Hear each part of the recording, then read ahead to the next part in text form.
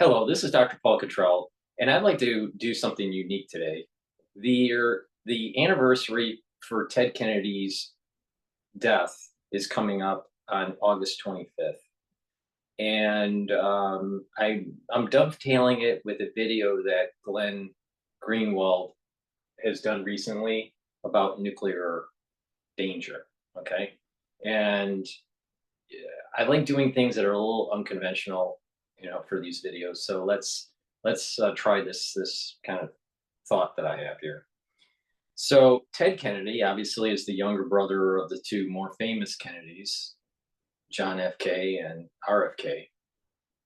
And John F.K. and RFK were the ones that had to truly navigate, and you'll understand why I use the word navigate, through the crisis of the Cuban Missile issue, right? With Cuba and Russia and all this nuclear proliferation.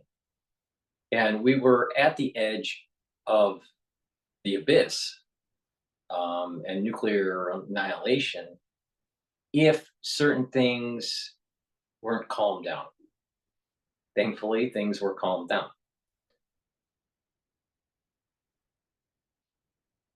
And then obviously, John F.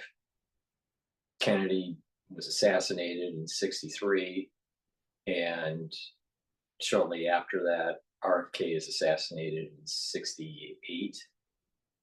So there's something to be learned from Ted Kennedy, even though he was not in the room during the Cuban Missile Crisis. But Ted Kennedy, because of his tenure in the Senate for, close to 50 years or so, has seen a huge arc of the country, going from the early 60s all the way to when he died in 2009. And that transition, the civil rights era, the era of Carter, the era of Nixon, the era of Reagan, the era of the Bushes, the era of Clinton, and then that transition to Obama. Now, people that listen to this channel, most of them are probably Republican or conservative, but I think there's something to be learned from Ted Kennedy, even though he was a liberal. He wasn't an ultra liberal like AOC, but he's a liberal, and I do think that the things that he says does have that hint of God, country, and family. I just recently finished his audiobook. It was the last book that he did. It's called True Compass, and talks about the North Star, and that's your true compass, and navigating through life and all these tumultuous things that have happened to him, that shook him to the core, and a lot of them he caused, right? But throughout his book,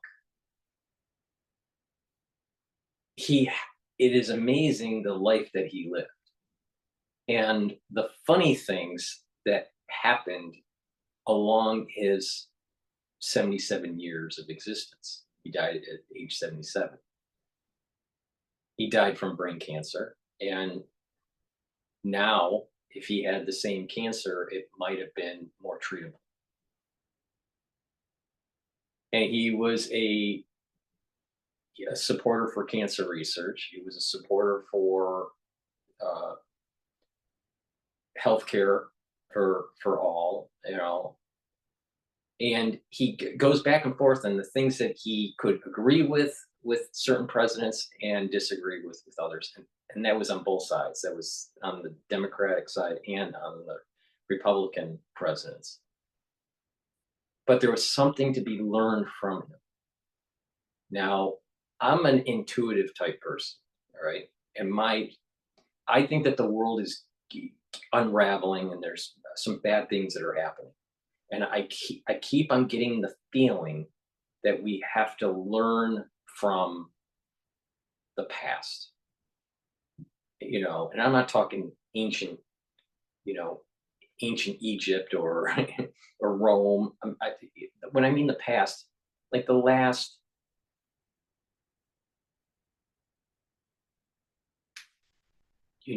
maybe 60, 70 years in the American history, right? And I think that something about the Truman era, we just went through another anniversary with the Hiroshima. What's coming up is Nagasaki, um, and that era of Truman dropping the bomb and the change of the world and all that has transpired since. And a lot has transpired since. Some good, some bad. You know, there's a curse and a blessing, like I've been saying. But there's a foundation of God, country, and family. And because Ted Kennedy was such um, a lover of the sea and of sailing, right? You can see that he's wrapping his thoughts and his philosophies with the water and with the stars at night in the open ocean and the waves crashing. Everything is New England coastal talk, but there's this element of nature, battling nature, but also using nature as a comfort, like a blanket of comfort. And he went out to the sea during these tumultuous times, when his brothers were killed, or a lot has happened in that family, and it's amazing that he was the standing bearer for all of this activity. You know, he had to, quote, give away, certain family members for weddings, right? Because some of the, the fathers weren't there because they were killed. Uh, the the issues that he had with his children, the scandals and Chappaquiddick, and all these things that have happened. And I'll bring up my sense of what happened with Chappaquiddick. But there, even though you may think that there was something negative about Ted Kennedy, and there probably is a lot of negative, there's something to be learned from this era. And not just the era, this arc. See, John F. K didn't have that arc, nor did RFK have that arc. They were very laser pointed into a very small time frame for American presidency history, right? It's that early 60s. But Ted Kennedy, he arced the 60s, the 70s, the 80s, the 90s, 2000, almost to 2010. He's more of a presence. There's something, and because he was a major senator, right?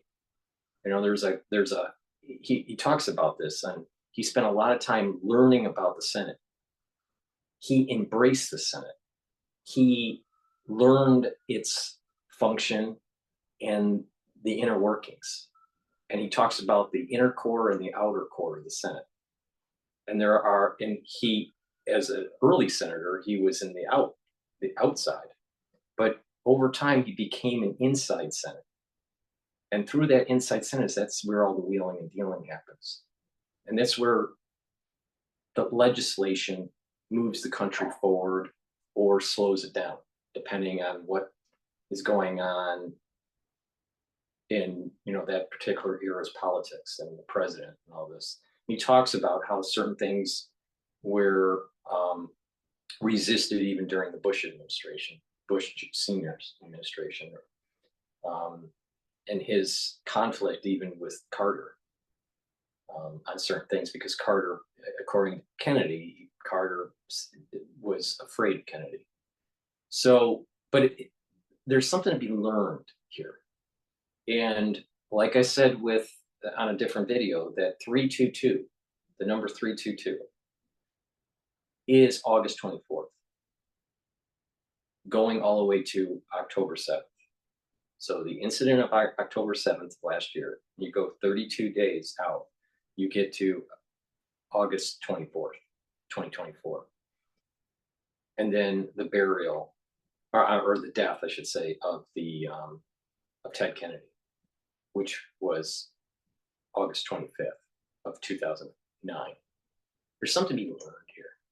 My sense, my intuitive sense, is saying that there's something to be learned from this. Maybe something specific to American foreign policy. Maybe it has something to do with the philosophy of the water and sailing. Maybe it's the idea of trials and tribulations and going through one's faults. I don't know, but there's something to be learned. So I listened to the audiobook, and I just finished it last night. And there's a lot of funny parts to it, like him riding a Bronco, to get votes in Nebraska for his brother, because he was on the he was helping with the campaign for his brother for presidency. So, there is a lot of funny moments, but there's also a lot of tragedy, obviously. A lot of people know about the curse of the Kennedys and all this. And, is there a curse? Who knows? I mean, John Hogue thinks that there is a curse relative to a rabbi that cursed the father when he was an ambassador to England just before the war. I don't know, but there's something to be learned about God, country, and family service. And I think, but there's also people's failings, people's faults, and learning from them. You see the whole arc of life with Ted Kennedy. You don't see the full arc of life with RFK or JFK. They're more lasered. They're frozen in time. I kind of sense that with my brother who died. He's frozen in time.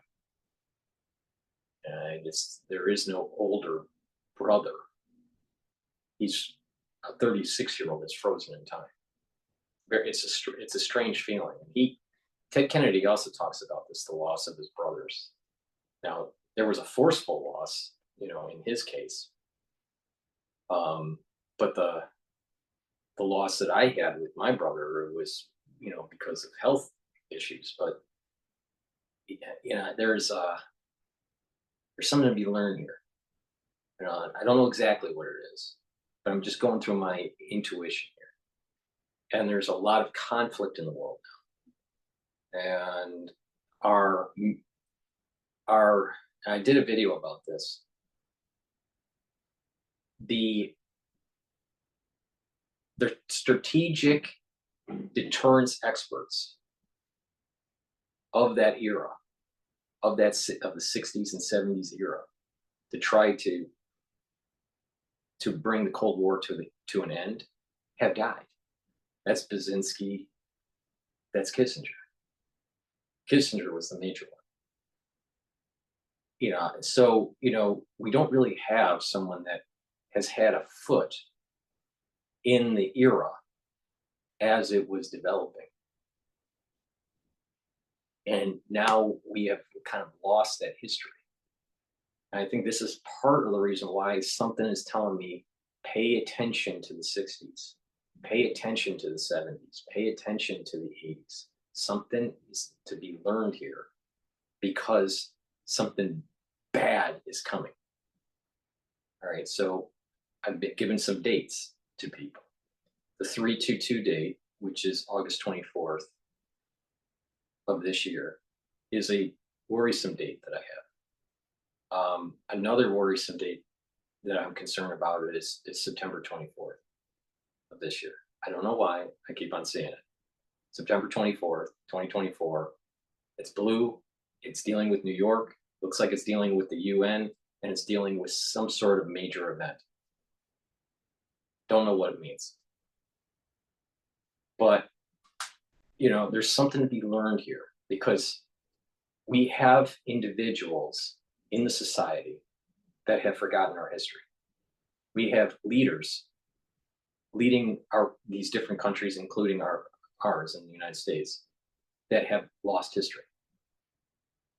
They're not as intelligent. I just saw an article just recently. The average intelligence, based on a published paper in 2022, the average intelligence in the United States is 98. 98. I believe Hong Kong was 106 or 109. That is unacceptable. That's below average intelligence by 2 points. Canada is 1 point above the United States at 99. Below average intelligence in the United States. That means that out of the subset of users on X, which aren't just Americans, but a lot of them are Americans, the subset of X users, if you randomly pick them, the average IQ of people on X will be 98, below average intelligence. There is something wrong with our society. And another thing to learn from Ted Kennedy, is the eloquence, the words he uses. And he talks about in his book how, because he was the younger child, and Joseph Kennedy was always traveling around because he was an ambassador and all this, that he could never be in one place for school. So he was constantly moving around, especially in third grade. So those formative years for learning were disrupted, and he didn't do well in school. He did actually poor in school.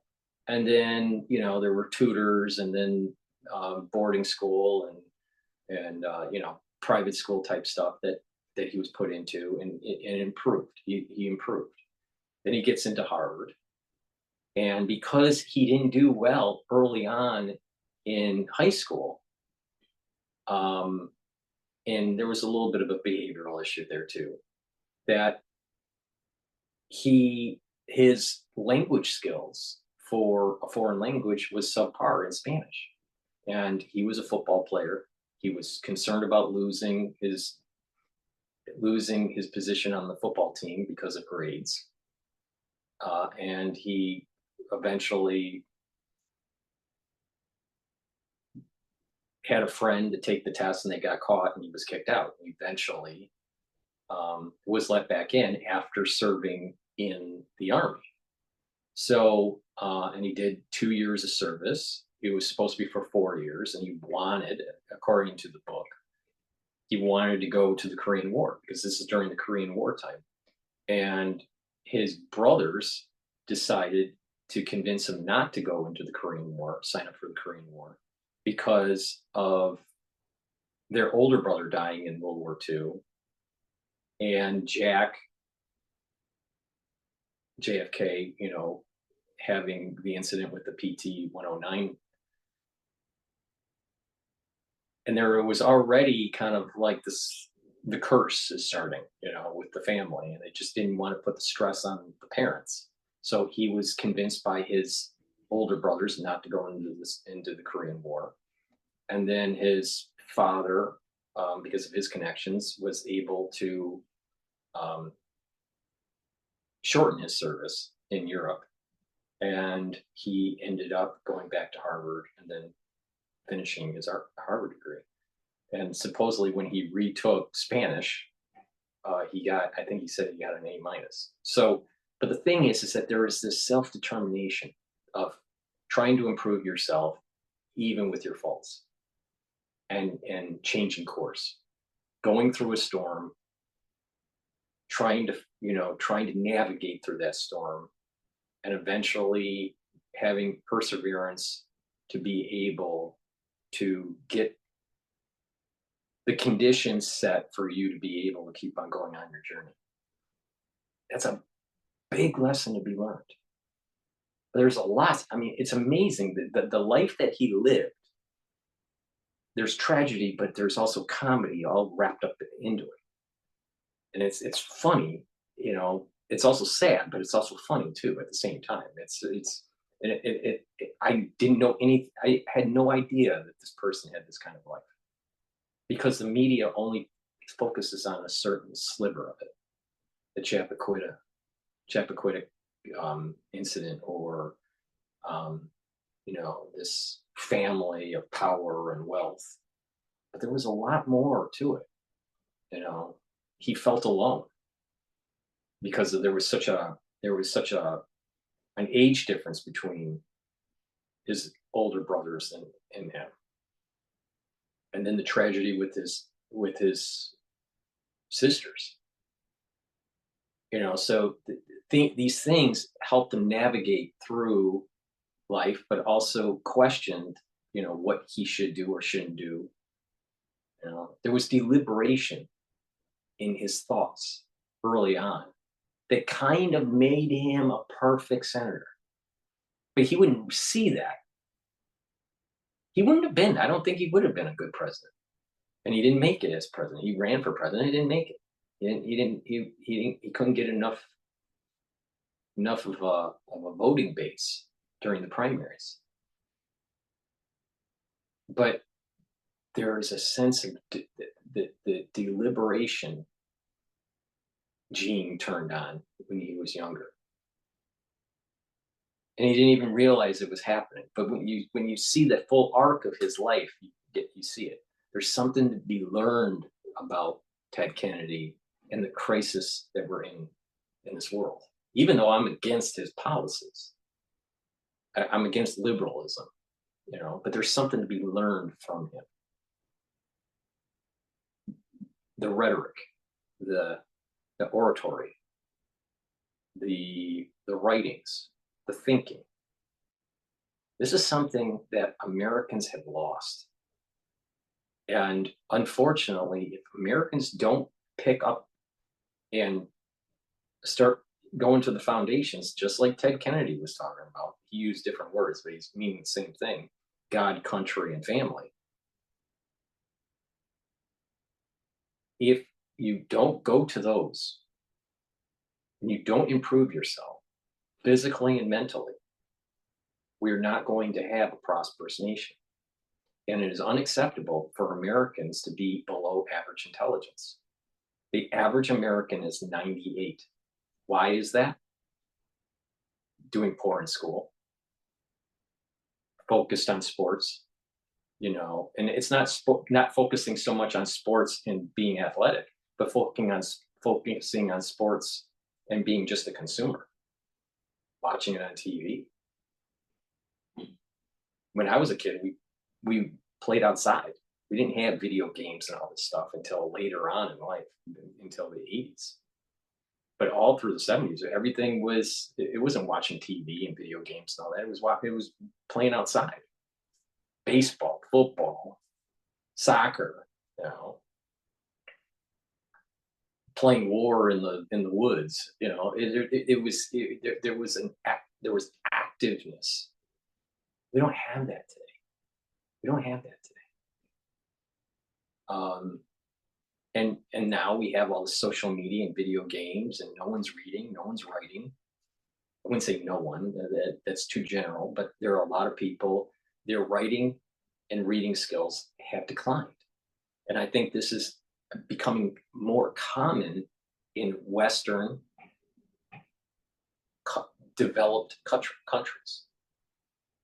The Asian countries, their average intelligence is above 100. We're talking about China and Hong Kong and, Japan and all this. They're above. The average person is above average intelligence. The average person in the United States is below average intelligence. That's unacceptable. That's because of the rap and the inner city crime and the I don't care attitude. It's a loss of God, country, and family. Disrespecting of the flag, disrespecting of the Oval Office, disrespecting of of government, But there is a flip side to that. You also have government officials that are disrespecting the people.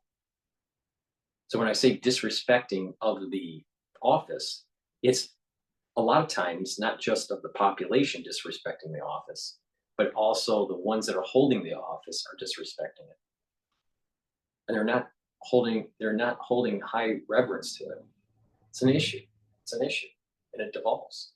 Same thing. It's kind of like the broken window theory in the urban environment. If you have enough broken windows, the crime just starts going up. You stop the broken windows, you fix things up, people take pride of their environment, and crime goes down. If people disrespect office, either the ones that are holding it or the population, then it'll just spiral more out of control. But if you start having people that are in office respecting the office and having constituents that respect that office, then there's a positive feedback and society gets better. There's something to be learned here. Things are getting out of control. Ted Kennedy also talks about how when he's in the Senate, he didn't need that much staff. But as time went on, the staff started ballooning out. And you needed more and more staff members to help you with writing bills because these bills became larger and larger. So this ballooning out of an administrative state is a problem. But there's something to be learned here. There's something to be learned on how to improve your life, how to go through adversity, but also some of the tumultuous things that are going on geopolitically. Something to be learned here. Intuitively, it's telling me this. So this is part of the reason why it's dovetailing into Glenn Greenwald's video on nuclear disaster, right? Nuclear danger. So what I'm going to do is I'm going to play some videos on Kennedy, and then we're going to go to the video from Glenn Greenwald. But there is this concept of the North Star. And the North Star will lead you home, as he phrases it. You know, metaphysically and literally. You know, so with that said, please go to my store, the-studio-reykjavik.com, and help support my work. You can donate through Stripe, PayPal, or buy me a coffee on the homepage of my website. The link's in the description of this video. You can also be a paid member to my Patreon channel to help support my work. The link is in the description of this video. And please sign up and follow me on my 4 channels on YouTube, Brighteon, Bitchute, and Rumble. Links are in the description of this video. So let's start with Kennedy talking about True Compass, his book.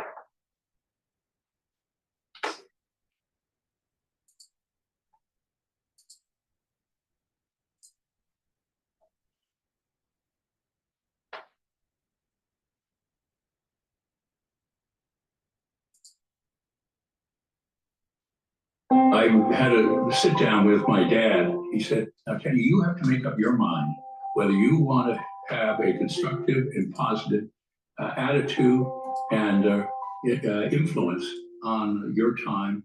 And if you're not interested in a purposeful, useful, constructive life, I just want you to know I have other children that are out there that intend to have a purposeful and constructive life. And so you have to make up your mind about which direction you're going to go. I remember climbing into bed and staring at the ceiling for a good time, but the night hadn't been over when it was very clear to me what kind of life I wanted to lead.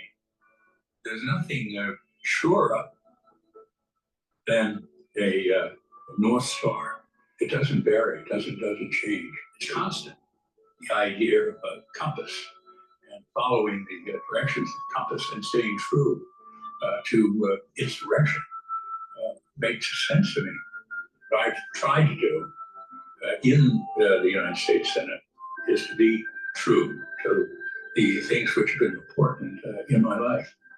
My brother Jack arrived in Washington. That was around 1946, and he took me around the House of Representatives, and then he took me over to the Supreme Court. And his final comment as we were walking across the Capitol grounds, he said, "Look, Teddy, you've seen all the buildings that are important to this country. It isn't just the buildings itself; it's what happens inside."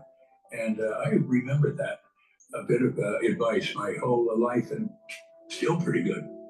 I think at some time in your life you have to recognize that there's an extraordinary opportunity to put down some thoughts that you have that are relevant to your service in the United States Senate, and that's what I've tried to do. I had the chance during this period of time to see these up close. The Vietnam War, civil rights, certainly health insurance. With regards to the Iraq War, I think that we would have an entirely different world had we been able to stop that conflict. Well, I've never shied away from being called a liberal, but what I had done is stand up for my beliefs. In 1959, my brother Jack thought it was important that we have someone in the Western states. I went to Miles City, Montana. They were going to have a rodeo prior to the time that they were going to have a meeting with all of the delegates. I said, how do I? Once in a while, you can see his hand shaking. This is dealing with the brain tumor that he has. He's being interviewed while he has cancer. Introduced at the rodeo. So they said, Shorty's next, and you're up after Shorty. Just then, boom, out of the gate comes the horse. And right behind him is Shorty.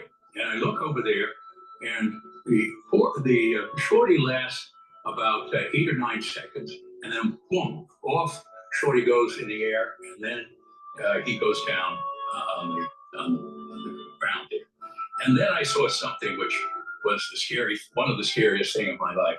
This horse did what they call a corkscrew. When the horse stays in one place, it keeps turning and turning and turning. And that is what happened to Shorty. And I looked out there, and Shorty had blood all over him. He was dusting himself off. And he said, now is your time. And so I ride Skyrocket, which I thought was rather ominous name. I lasted 6.5 seconds. Thank goodness I didn't have a horse that corkscrew. And there wasn't a person that didn't give me a standing ovation, and they all got a kick out of it. So did I. One of my favorite stories involved what I call Little Teddy. There's Big Teddy, which that's myself, and then Medium Teddy, and then Little Teddy. Little Teddy, in the very beginning, he didn't get much satisfaction, didn't like sailing. He had to bail out his boat, and he was always in trouble, and he didn't want to continue sailing. But as we took more and more time to go over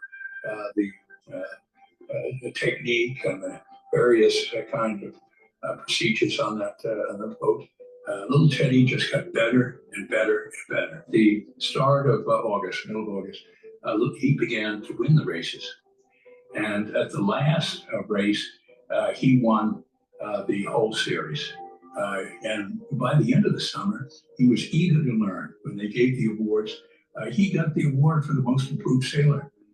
And that was a great moment. You couldn't even button up his coat because his chest was so filled with pride and achievement on that. And it was a great lesson, whether you were a child or whether you're a grown-up, that longer I live, the fact is, by persevering and sticking at it and working at it, you have a real opportunity to have an impact.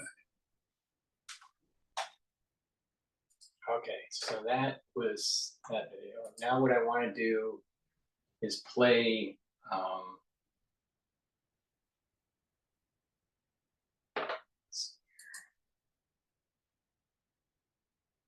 I'm going to play the bird's statement on the floor of the Senate. Senator Ted Kennedy rose from the shadows of his famous brothers to become a stalwart in Congress and one of the most recognizable and influential. No, this is just going to be the Associated Press mentioning that he dies. Of his time. It is wrong for the administration to beat the drums of war. Edward M. Kennedy was the youngest of 9 children in what would become one of the most famous and powerful political families in American history. A graduate of Harvard and Virginia Law School, he cut his political teeth helping his older brother, John F. Kennedy, run for president in 1960. 2 years later, at the age of 30, he himself was elected to fill the Senate seat his brother had vacated. With that win, the Kennedy family had risen to the top of American politics, having one brother in the White House, another, Robert, as Attorney General, and Ted as a member of Congress. It's a post he would never leave, getting reelected 8 times. Although more prominent seats on the Senate floor became available, he never abandoned the desk his brother once occupied. Ted Kennedy helped the family carry on after his brother was assassinated in Texas in 1963. He was severely injured himself the next year when a plane he was in crashed, killing 2 other people on board. 4 years after that, his brother Robert was assassinated while running for president. The weight of the family fell solely on him. My brother need not be idealized or enlarged in death beyond what he was in life. Be remembered simply as a good and decent man who saw wrong and tried to right it, saw suffering and tried to heal it, saw war and tried to stop it. Those of us who loved him and who take him to his rest today, pray that what he was to us, what he wished for others, will someday come to pass for all the world. In 1969, Kennedy ran headlong into scandal. He drove his car off a bridge on Chappaquiddick Island in Massachusetts. While he was able to get out, the passenger in his car, Mary Jo Kopechne, died.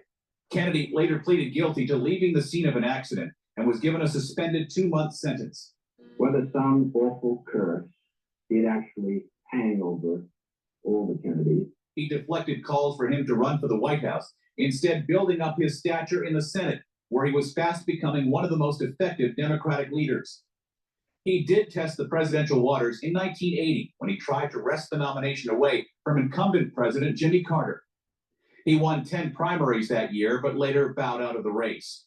He returned to the Senate, where he continued to gain power and served as the chairman of the Health and Education Committee. He also held seats on the powerful Armed Services Committee and the Judiciary Committee. However, tragedy wouldn't leave the family alone. He was again called on to help the country mourn, this time after the passing of his nephew, John F. Kennedy Jr. In 2006, Time magazine recognized him as one of America's 10 best senators, and stating that he had a record of legislation that affected the lives of nearly every single American. Kennedy returned to the presidential spotlight in 2008, but not as a candidate. I have seen him in the Senate. He will keep us strong, defend the nation against real threats. He announced his staunch support for fellow Senator Barack Obama. Later that year, he was diagnosed with a brain tumor. At the time of his passing, he was second only to Senator Robert Byrd of West Virginia as the most senior member of the Senate. Ed Donahue, The Associated Press. Thank you, thank you. Thank you.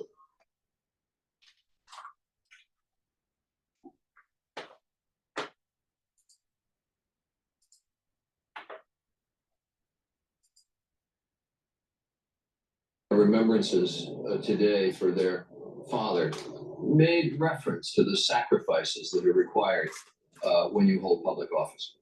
And Joe Kennedy, when he spoke last night, made special reference to the sacrifices that those sons made as well. Not only did they have to share their father with the country, with the Senate, with the staff, but with all of their cousins, because he was the father, the patriarch of the family, with so many others.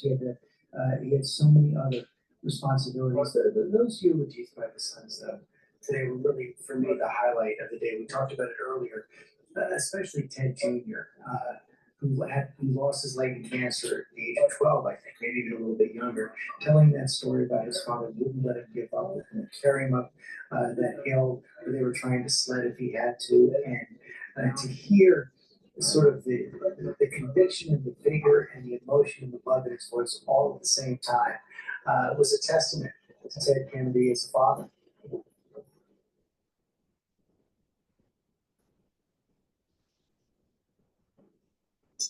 The coffin now being taken to the site for burial.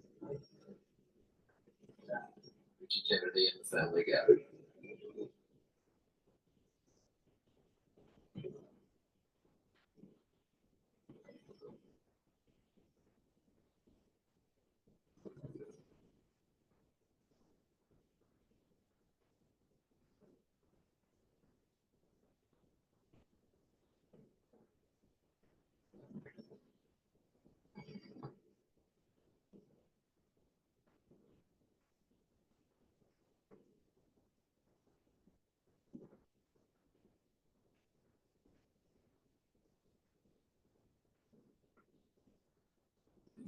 That flag, which has been on the coffin for the last few days, the flag that flew over the Senate the last day that it was in session.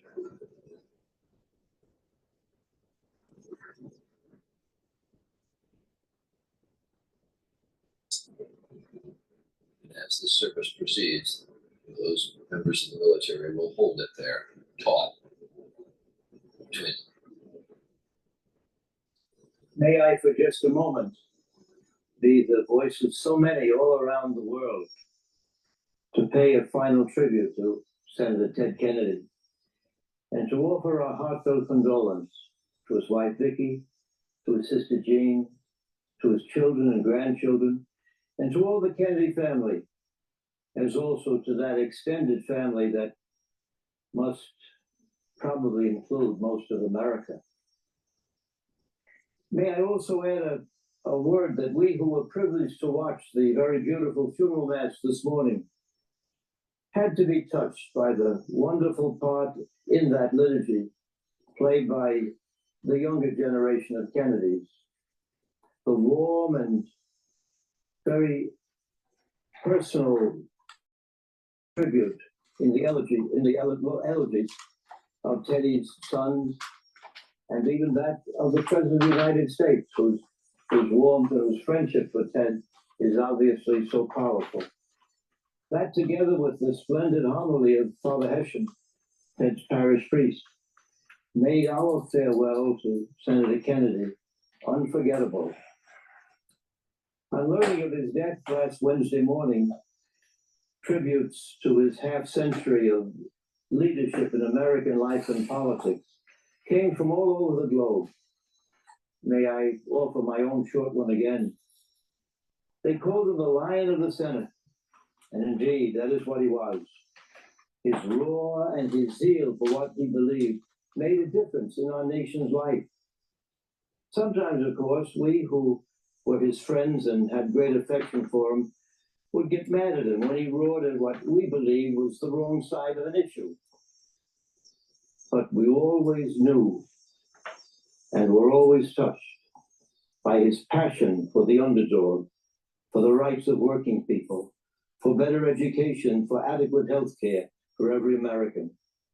His legacy will surely place him among the dozen or so greats in the history of the Senate of the United States. Shortly before he died, Senator Kennedy wrote a very moving letter to the Holy Father and took advantage of the historic visit to the Vatican of President Obama to ask the president if he would deliver it personally, which Mr. Obama gladly did. A couple of weeks later, the Pope replied with a fatherly message of concern for the senator's illness and a prayer for his progress. When Vicki and I and others began to talk about the organization of this brief service, the happy thought emerged of using part of these two letters to commemorate the faith of Ted Kennedy and the warm and paternal spirit of Pope Benedict XVI. I want to quote from that letter. It begins, "Most Holy Father, I ask President Obama to personally hand-deliver this letter to you. As a man of deep faith himself, he understands how important my Roman Catholic faith is to me, and I am so deeply grateful to him. I hope this letter finds you in good health. I pray that you have all of God's blessings as you lead our church and inspire our world during these challenging times. I am writing with deep humility to ask that you pray for me as my own health declines. I was diagnosed with brain cancer more than a year ago, and although I continue treatment, the disease is taking its toll on me. I'm 77 years old and preparing for the next passage of life. I have been blessed to be part of a wonderful family, and both of my parents, particularly my mother, kept our Catholic faith at the center of our lives. That gift of faith has sustained and nurtured and provides solace to me in the darkest hours. I know that I have been an imperfect human being, but with the help of my faith, I have tried to right my path. I want you to know, Your Holiness, that in my nearly 50 years of elective office, I have done my best to champion the rights of the poor and open doors of economic opportunity. I've worked to welcome the immigrant, to fight discrimination, and expand access to health care and education. I've opposed the death penalty and fought to end war. Those are the issues that have motivated me and have been the focus of my work as a United States Senator. I also want you to know that even though I am ill, I am committed to do everything I can to achieve access to health care for everyone in my country. This has been the political cause of my life. I believe in a conscience protection for Catholics in the health field, and I'll continue to advocate for it as my colleagues in the Senate and I work to develop an overall national health policy that guarantees health care for everyone. I've always tried to be a faithful Catholic, Your Holiness, and though I have fallen short through human failings, I've never failed to believe and respect the fundamental teachings of my faith. I continue to pray for God's blessings on you and on our church, and would be most thankful for your prayers for me. 2 weeks later, the reply came back from the Vatican, and in part, it read as follows. The Holy Father has read the letter which you entrusted to President Obama, who kindly presented it to him during their recent meeting. He was saddened to know of your illness and asked me to assure you of his concern and his spiritual closeness. He is particularly grateful for your promise of prayers for him and for the needs of our universal church. His Holiness prays that in the days ahead, you may be sustained in faith and hope, and granted the precious grace of joyful surrender to the will of God, our merciful Father. He invokes upon you the consolation and peace promised by the risen Savior to all who share in his sufferings and trust in his promise of eternal life, commending you and the members of your family to the loving intervention of the Blessed Virgin Mary. The Holy Father cordially imparts his apostolic blessing as a pledge of wisdom, comfort, and strength in the Lord. That's the end of the quotation. With the prayers of our Holy Father, Pope Benedict, added to our own prayers, we entrust the body of Edward Moore Kennedy, Senator Ted, to his resting place until the Lord calls us forth, until the end of time. Amen.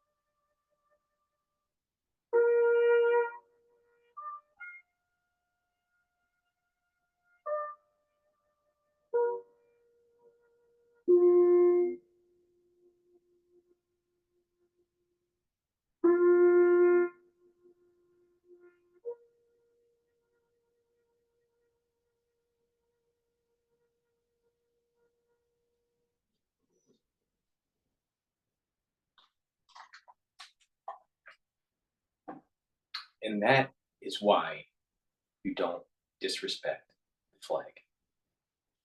Please go to my store, the-studio-reykjavik.com, and get the structural nanosilver gels and liquids that I offer.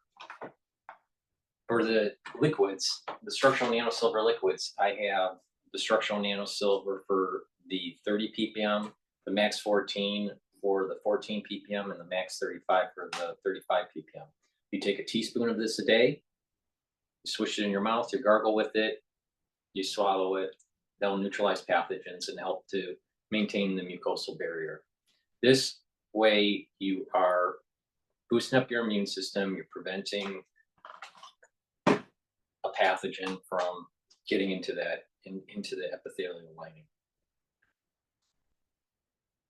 If you're not feeling well, take a tablespoon or 2 a day. With the structural nanosilver gel, I have 2 types, one in a dispenser and one in a tube form. You use it the same way. You put it on your hands. It'll stay active for 5 hours, neutralize pathogens. You can put it around your mouth, around your nose, around your eyes, around your ears, lightly coat your nostrils. You can't do that with Perel. But with structural nanosilver gel, you can. So please go to my store and get the structural nanosilver gel. It also will help to heal a wound, an abrasion, a minor burn, acne. You can use it as a skincare, everyday skincare. You put it on your skin. The best way to do that, if you're doing skincare, is put it on your skin, go to bed.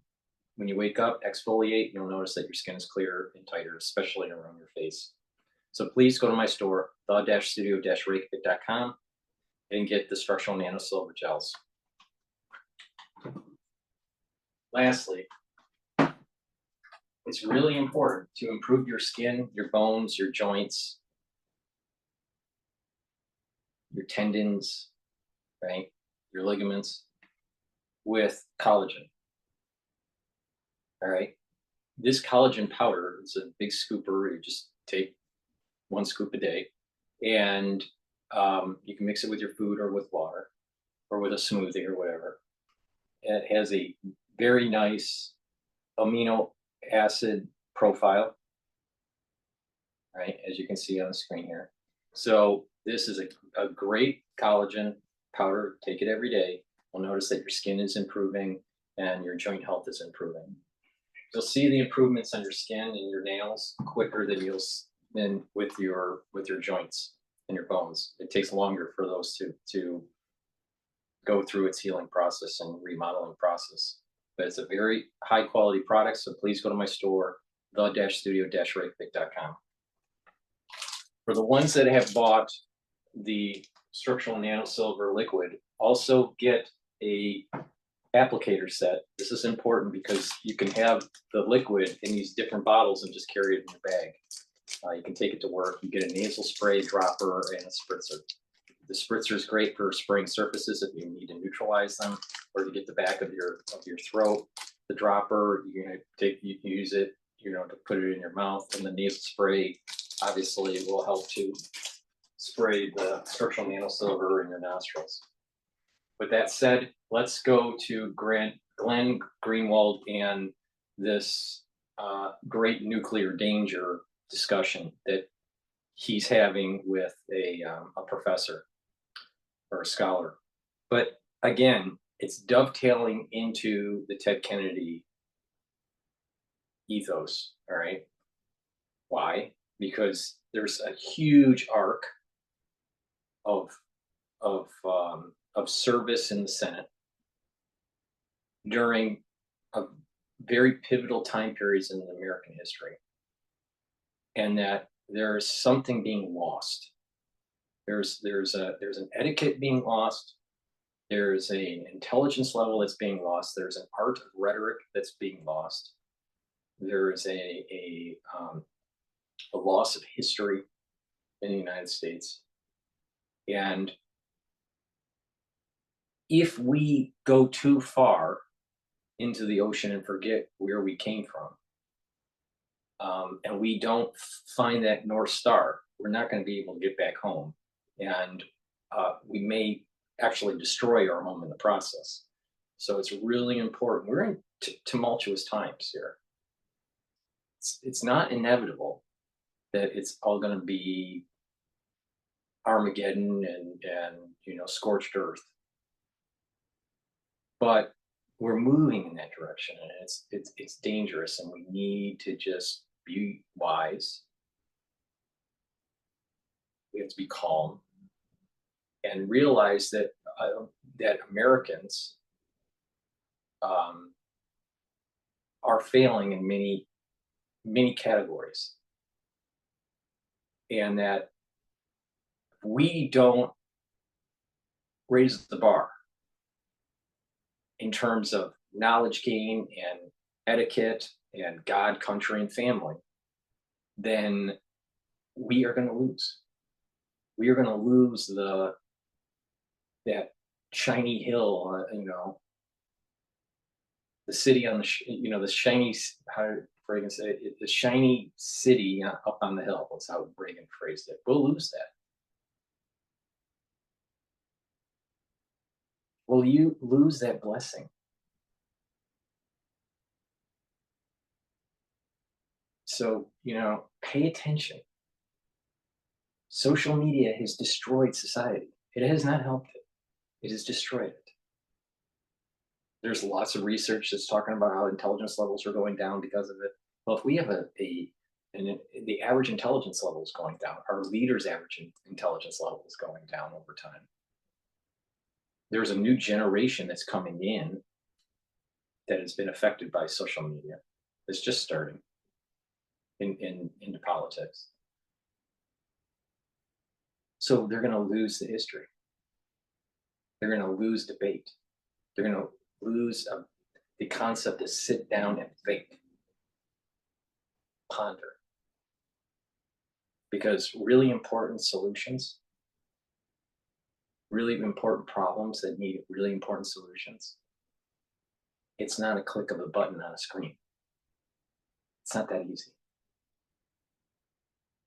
And there's a lot of people on Twitter and a lot of people on YouTube that think they know it all. They don't. And a lot of them, if you randomly pick, would have lower than average intelligence. Americans need to raise the bar.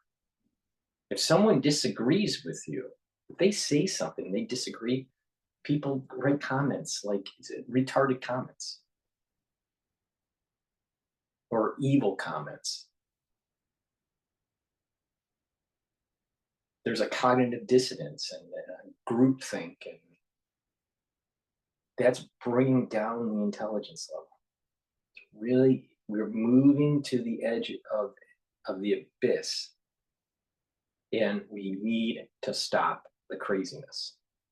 If we don't, there will be an economy that's destroyed. Security as a nation will be destroyed. Law and order will be destroyed. Opportunity will be destroyed. Was it worth it? No. So heed what I'm saying. Heed the warning. Something bad is coming. It's not inevitable. But if we keep on going in the direction we are, something bad's really going to happen. And then once that does happen, you've lost everything.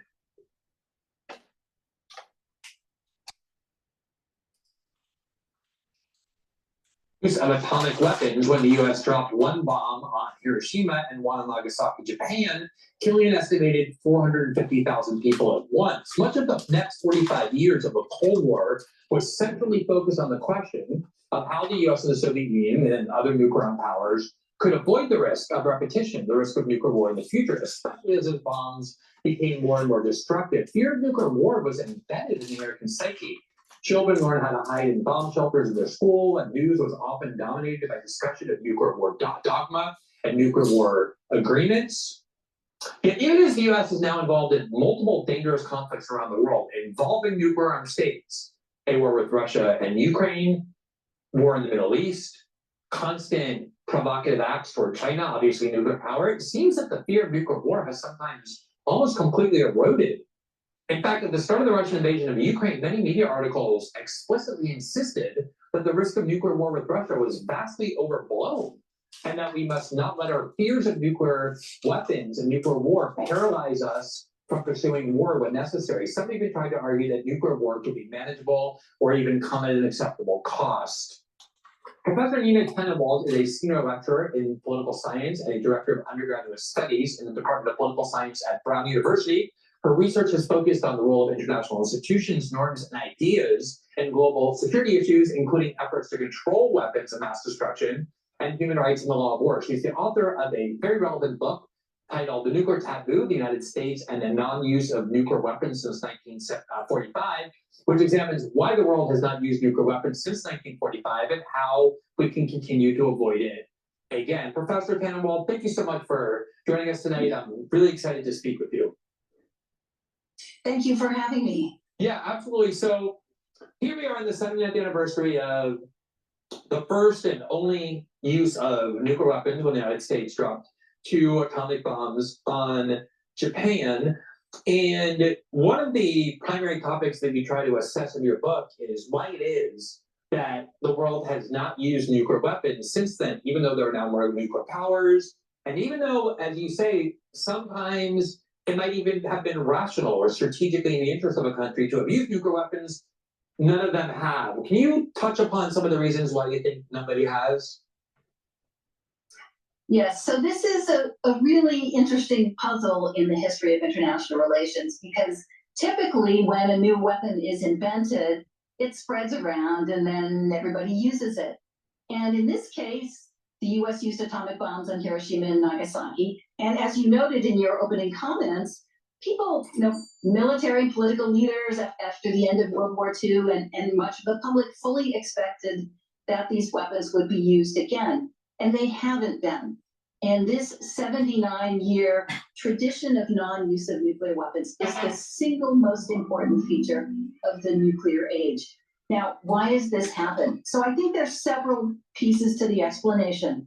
One is clearly deterrence, that these are such incredibly destructive weapons that, as we've seen, mutually nuclear armed states become very cautious. They're deterred from getting into a direct conflict or risking escalation to the use of nuclear. And this is why, even though there's a lot of people that are negative towards Kissinger, and I am one of them, where there was elements of war crime things going on with Cambodia, all right, but he was instrumental with nuclear deterrence, and he was a strategic thinker. He played game theory really well. To say that he wasn't good at that, I mean, you're not paying attention. So there's bad sides to Kissinger and there were good sides to Kissinger. All right. And since his passing, and as he was ailing and as he was getting older, I feel that the United States is kind of moving away from the lessons learned from the Truman and from Truman and Eisenhower and from Kennedy. And it's just kind of like there was something learned there that's lost. It's really important to get that back. And that the anchor of that history of Truman, Eisenhower, and Kennedy, that anchor was Kissinger. Now Kissinger's gone. We're losing, just like Ted Kennedy was an anchor of ink in the Senate of this larger arc of history. This might be the reason why term limits may not be a good idea in the Senate. You may need historians in the Senate, the older guard, to actually give a context of why things are the way they are. And it doesn't mean they can't be improved, but I think a big problem with what is happening in the United States is we are learning new things and forgetting really important other lessons. Because we're so focused on the day to day. It's very survival oriented, but not looking at the larger arc and how something could emerge that is catastrophic for society that we're not paying attention to. This is the reason why I keep on drumming this idea that there's these key players that have died, that we've lost the anchor, and our leaders are terrible. And what did JFK say? You know, with the military, when it was the chief of staff, you know, they all want to blow everything up. There's nothing, you never find someone that doesn't want to blow something up, and the bigger the bomb, the better in their mind. You know, so and they feel as though that they can launch because they are part of the, you know, the surviving government, you know, in some sort of bunker. And they don't care about us because we're just, you know, cannon fodder for their nuclear weapon.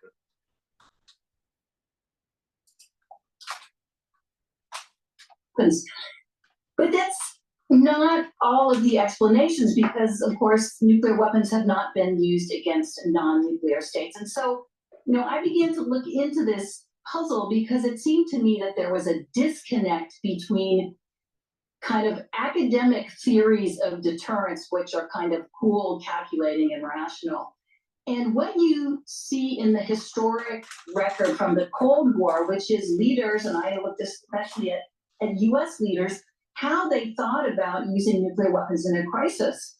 And a lot of them raised normative and moral concerns and like wondered how many people will be killed if we use nuclear weapons. And so there was this disconnect. And so I began to really research this. And my argument is that, you know, in addition to deterrence, I would argue that what I call a nuclear taboo, a kind of normative inhibition, a norm of non-use has arisen, and it has helped to reinforce the practice of non-use. And this nuclear taboo is arises from the widespread revulsion people feel when, you know, at the prospect of the kind of destruction that nuclear weapons would bring. So it's sort of a normative opprobrium. And so this taboo is kind of developed during the Cold War and after, and now we have this, you know, 79-year tradition of non-use. So, you know, where did this come from? It's partly there was partly due to public opinion and a global grassroots anti-nuclear movement that emerged in the 1950s over the prospect. I think the professor is missing a big point here. In modern day vernacular, even on the Senate floor, all right, what do? I'm going to nuke that policy, you know, and it's something to do with, you know, kids at playground, you know, funding or something. You know, the use of nuke, or, you know, nuking your opponent, or the battleground states, you know, during an election year. We're using words that are inflammatory, that create division. It's divisive or divisive, and there's this, you know, this overuse of nuke, you know, and it's just, and unfortunately, it's not just, you know, today. I mean, it happened 20 years ago. They were saying this kind of stuff. They were saying this in the 90s. They were even saying in the 80s and in the 70s. So, you know, the thing is that there is this almost laissez-faire attitude towards the word nuke. It's kind of like, you know, cavalier, you know, aspect to it. Oh, you know, you don't like someone, I'm going to nuke you. Now, of course, they don't have a nuke, and, you know, they can't nuke them literally, but it's just the use of the word. So when you you know, she's talking about a normative analysis. There's a normalization of the word. There's a normalization of total destruction. That with a population that forgets the lessons learned from the 50s, the 60s, what will happen is that a mistake, a miscalculation will lead to mass destruction. So, even during Truman's time and Eisenhower and Kennedy mentioned this on his tapes. The generals seem to knee-jerk towards nuclear war.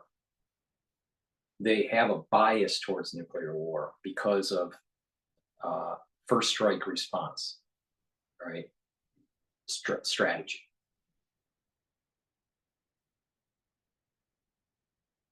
So, we got to be careful of that. They even back then, they weren't really normative. They were talking about who's going to survive this nuclear conflict. You had other people in the room that were going like, well, how many people are going to die? Trying to be kind of like rational about the situation. So you had rational actors and quasi-rational actors, meaning, first strike response. We got to hit them now. That's a quasi-rational. It's rational for trying to, to survive a war, but it's not rational because you're starting the war. So, you had two different types of players that were going on back in the 50s and the 60s. That's for sure. And I think she's downplaying the knee-jerk reaction of a first strike response. Nuclear testing, but then expanded in the 1980s. Again, there was a very large anti-nuclear movement that protested the Reagan administration's warfighting rhetoric. And the effect of the anti-nuclear movement, which has been, grassroots in many countries, but also used the UN and non-nuclear states, has been to stigmatize nuclear weapons, to stigmatize them as unacceptable weapons of mass destruction, that they're inhumane weapons. And so the grassroots anti-nuclear movement has not been successful in achieving disarmament, which was its goal. But what it has been successful at is making it impossible to think about nuclear weapons as just another weapon. And that is the single most important legacy of global grassroots anti-nuclear activity. So I think the sources of the taboo lie both in strategic concerns and self-interest, that is deterrence, but also in normative and moral concerns. And these two things can go together. So, like most Americans, I was steeped with the indoctrination when I was, a student, that the American use of nuclear weapons was not only strategically justified, but extremely moral as well. And as you know, the argument goes that had we not used nuclear weapons, we would have ended up killing a lot more people in Japan. A lot more Americans would have died. Just on total, there would have been a much bigger loss of life as a result of the non-use of nuclear weapons than there was the use of nuclear weapons. Now, since then, I've understood that there's a much more nuanced debate about that topic in the United States and around the world. But I guess my question to you is, if that is true, if, like, let's say a country is certain that it can use nuclear weapons and kill fewer people than a vast war would end up killing without nuclear weapons, what is the moral or ethical consideration that you're alluding to that would deter somebody from using them anyway? So first, it's a great question. First, on the debate over Hiroshima and Nagasaki. I think that is a debate among historians about how much difference nuclear weapons, the use of atomic weapons by the United States, contributed to Japan's decision to surrender. So some argue yes, some argue no, that wasn't the key factor in the Japanese decision to surrender. But in any case, and then there's debates over how many American lives were saved by the US use of atomic weapons. in any case, what's important is what U.S. leaders believed at the time. So, for example, what President Truman believed at the time. And at the time, they did believe that the use of atomic weapons would save a lot of American lives. Today, it's the risk of nuclear weapons is that they are not just conventional weapons, and there's a risk of escalation and a nuclear exchange that would lead to much, much more destruction than even a war with conventional weapons. And so, right, there's this kind of Pandora's box, this kind of a red line. Once you open that box or you cross that red line to a use of nuclear weapons, you don't know where it will end. So could Russia use a tactical nuclear weapon in the war in Ukraine and it wouldn't escalate to a much larger war? It's possible, but nobody knows the answer to that. And so once you cross that red line, then all bets are off. And you're potentially looking at a war that could have end life on the planet as we know it. So that's the nuclear weapons are qualitatively different kinds of weapons than conventional weapons, right? And they have, much different kinds of effects, radiation and long-term radioactivity and blast effects and firewall effects and so on. And so potentially if you even engage in what you think is going to be a small nuclear war, you have no ability to control that fundamentally. You have no ability to know for sure that it won't escalate to something very, very large. So you want? Okay, sorry about that. I do want to focus on sort of where we are now with how nuclear weapons are perceived and the risk of nuclear war. But I just want to ask one last question about the decision by President Truman in the United States to use nuclear weapons to end the war. It seems like there have been documents that emerge that they were actually having those moral and ethical debates, not just the strategic debates inside the government. I think there's evidence that President Truman himself and a lot of his top aides were very concerned about, I guess you could sort of say, the legacy effect of being the first ever leaders to use a bomb of this kind. They were insistent on getting real estimates about how many people it would kill. Do you think that those kind of ethical and moral considerations played a significant role in Truman's decision or the United States government's decision to use nuclear weapons 79 years ago? So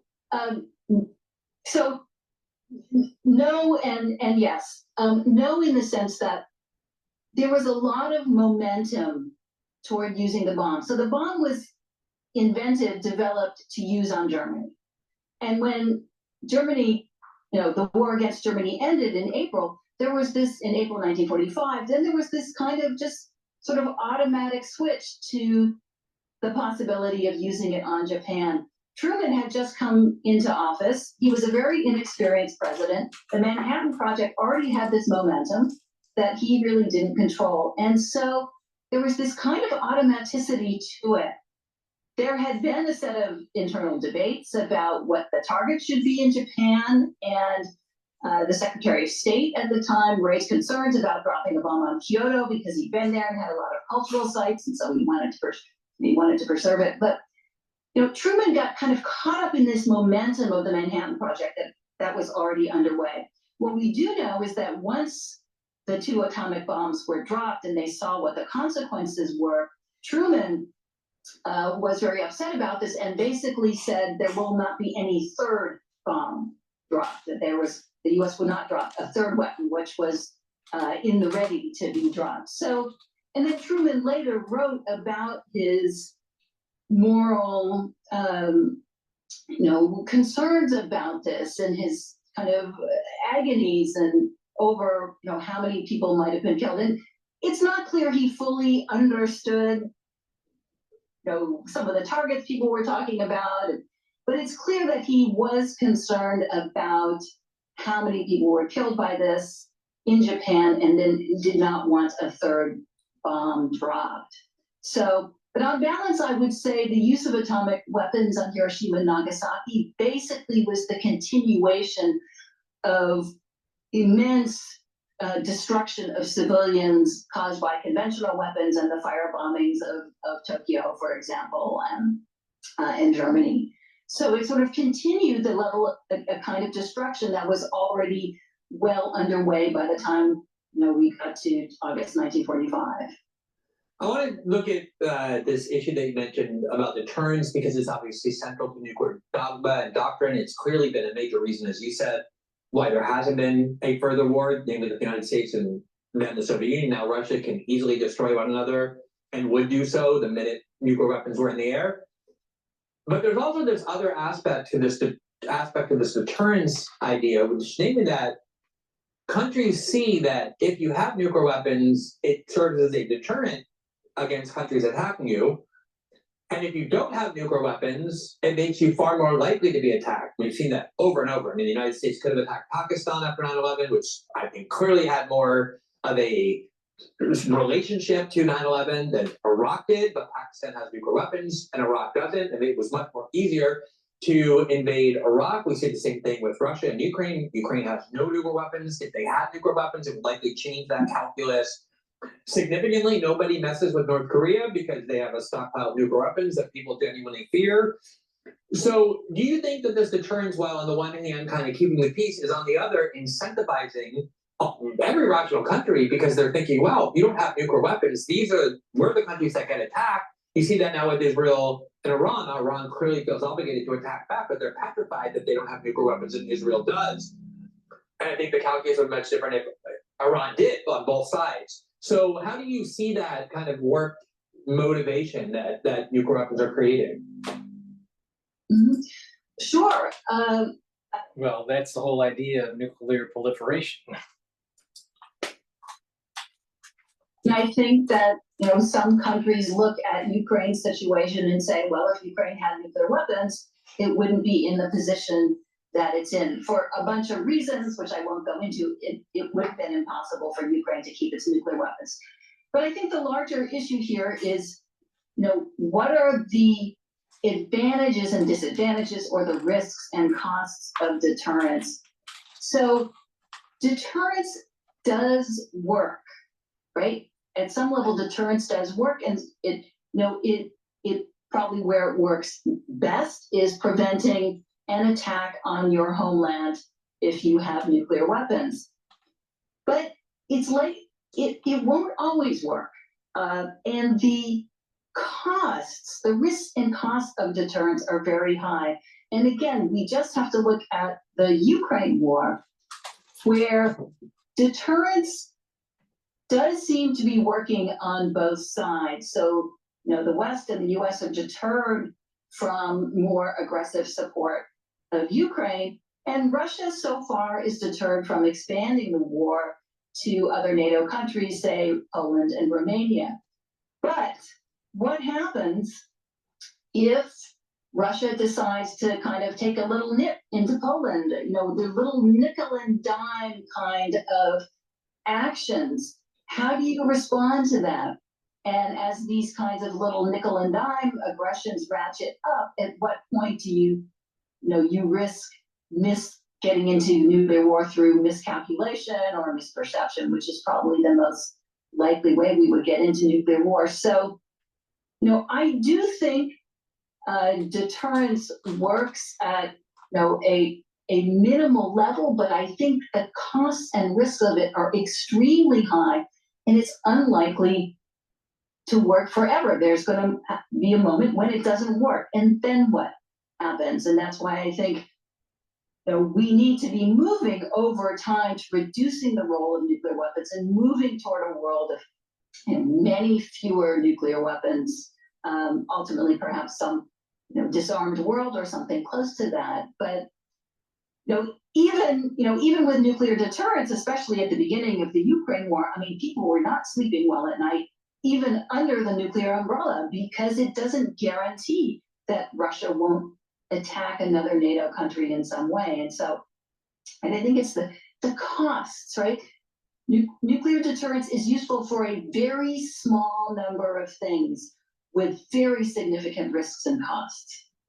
I want to ask you, I will say proudly that I'm not old enough to have lived through the kind of peak of the Cold War where fears of nuclear war were at their peak, but I've certainly read about those times. My parents often talked about them. I mean, there really was. It was like front and center. The risk, the fear of nuclear war was dominant in the culture. It was dominant in the politics. As I alluded to, children lived in, would practice in bomb shelters. And obviously that generation remembers the use of nuclear weapons. They lived through the bombing of Nagasaki and Hiroshima. Obviously, since we're at the 70th anniversary, most Americans now have not. And at the same time, it's not that we don't really talk about nuclear war much anymore, but as I alluded to, at the beginning of the war in Ukraine, there were articles in journals like The Atlantic and other sort of Brookings Institution, articles explicitly talking about whether fears of nuclear war are overblown, whether they're, that kind of thing seems like unimaginable to me. That would have been talked about openly in the 50s and 60s. Like, who cares? Like, we can manage a nuclear war, or we're being too concerned about it. Do you think there has been this kind of erosion, unhealthy erosion of fear of nuclear weapons in a dangerous way? Absolutely. I think there's a kind of what I would call a nuclear forgetting, that we have a kind of collective amnesia about the consequences and risks of nuclear war. So the fall of September 2022, so after the Ukraine war had begun and Russia was making a lot of nuclear threats like every other day, that was the first moment in my entire professional career of thinking and writing about nuclear weapons that I actually thought a nuclear weapon might get used. And I've never felt that before. That immediate that sense of immediate risk, like we're not, we're 1 or 2 or 3 decisions away from a use of nuclear weapons, that subsided somewhat. But now I think we are today in the most dangerous period of nuclear danger than we have been in since probably the early 1980s.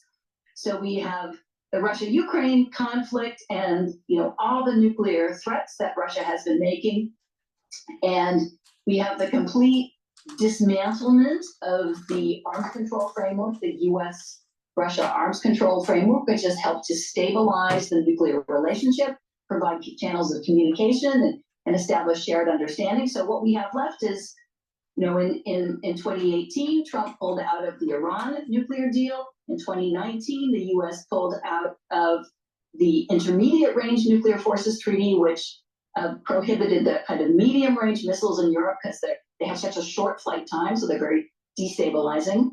And then in 2020, the U.S. and Russia pulled out of what's called the Open Skies Treaty, which was a surveillance treaty. All we have left now is one treaty. It's the New START Treaty. And when it expires in 2026, I doubt there will be a replacement negotiated. And which means that for the first time since 1972, there will be. This is the reason why, this is what I've been saying. And this part of the video I haven't seen, so you're just getting off the cuff response from me. This is why I keep on saying we need to learn from the Truman, the Eisenhower, and the Kennedy years about how this is evolving, all right? And we're kind of forgetting, and there's a larger administrative state that's pushing the strings here. But there's also a tendency in the media and even in academia to kind of, and she hasn't said it yet, maybe she won't, but it was just over the bow, right? A Trump administration is causing this. This has been this has been working in its process with even larger weapons of mass destruction and some sort of shield development during the Bush Jr. years administration. So, the 43rd president of the United States. It's miscalculation with 41. The president, that's Bush Sr., with invading Iraq and not really paying attention to Russia and just letting the NATO to expand. but I am concerned on how academia and liberal media has a tendency to spin these things that it's Trump's fault. You know, during the early days of Trump's administration, and even during the first election cycle for the general election in 2016, you had professors that were psychologists that were saying, well, Trump's just a psychopath and he's going to launch a nuclear weapon and all this stuff. They're crickets about the mental incapacity of Biden and his administration being inept. And the worry is more under Biden than under Trump. Now, that worry in Biden's administration may carry into a new Trump administration. Who knows? You know, there may be some momentum with this, and it leads to nuclear war. But we got to be careful on trying to demonize Republicans or Democrats, and we have to be, you know. But there's a tendency in the modern media, you know, the last 6 years or so, to demonize Trump, and he's a nuclear. You know, they did the same thing with Reagan. You know, he's a warmonger, and there's going to be a nuclear war. So the Democrats were demonizing Reagan during the 80s, and now the Democrats are demonizing Trump. Yeah, so you know, we got to be careful with this, all right?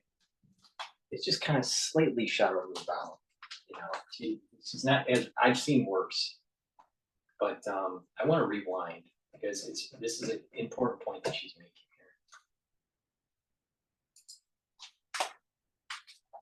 here. You know, all the nuclear threats that Russia has been making, and we have the complete dismantlement of the arms control framework, the US-Russia arms control framework, which has helped to stabilize the nuclear relationship, provide channels of communication, and establish shared understanding. So what we have left is, you know, in 2018, Trump pulled out of the Iran nuclear deal. In 2019, the US pulled out of the Intermediate Range Nuclear Forces Treaty, which prohibited the kind of medium range missiles in Europe because they have such a short flight time, so they're very destabilizing.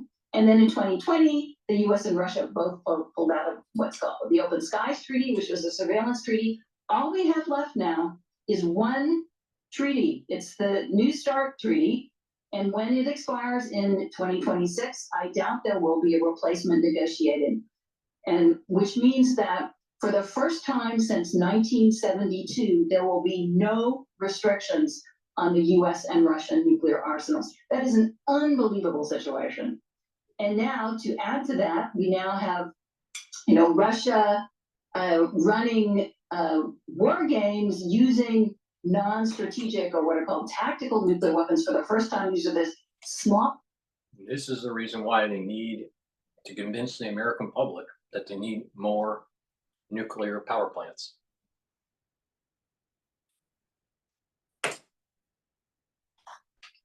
Nuclear weapons. So in May, it ran these war games with non-strategic nuclear weapons. You know, this is sort of rehearsing for some use of nuclear weapons in Ukraine or against NATO. And all the nuclear armed states are modernizing their nuclear arsenals. The United States will spend $756 billion over the next 10 years to modernize our nuclear arsenal. All of the 9 nuclear armed states are doing this. And so we have this situation of the pursuit of nuclear excess. At the same time, all the arms control agreements, the restraints are being thrown off. And you have sort of changing, some states are changing their nuclear doctrines which suggest that they're lowering the threshold for nuclear use. And as you know, then people are saying, well, you know, when Kissinger died, I predicted this. That we're going to lose. We're going to move towards a more nuclear conflict, more probability of nuclear conflict. Worry about a use of a nuclear weapon in Ukraine. Putin is bluffing, and I view those those statements as quite cavalier, because I think the risks, again, most likely through escalation or miscalculation, but you can't rule out that if Putin was really pushed into a corner, he might actively, affirmatively decide to use a nuclear weapon. So this is a moment of really great nuclear danger, and I think we need a lot more education among the American public about the consequences of nuclear weapons and their use. Yeah, one of the reasons we asked you on was because I find it actually shocking how little discussion there is of these kinds of issues, given that, as you say, and the Bulletin of Atomic Scientists say, we're actually closer to the risk of nuclear catastrophe than at any point since 1945, including 1962, Cuban Missile Crisis. Because we are run by a bunch of idiots. Going back to the average intelligence level in the United States now, 98. That's below average. 100 is average.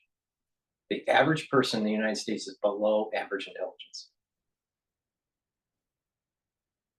So our leaders are even lesser intelligent than the leaders we've had in the past.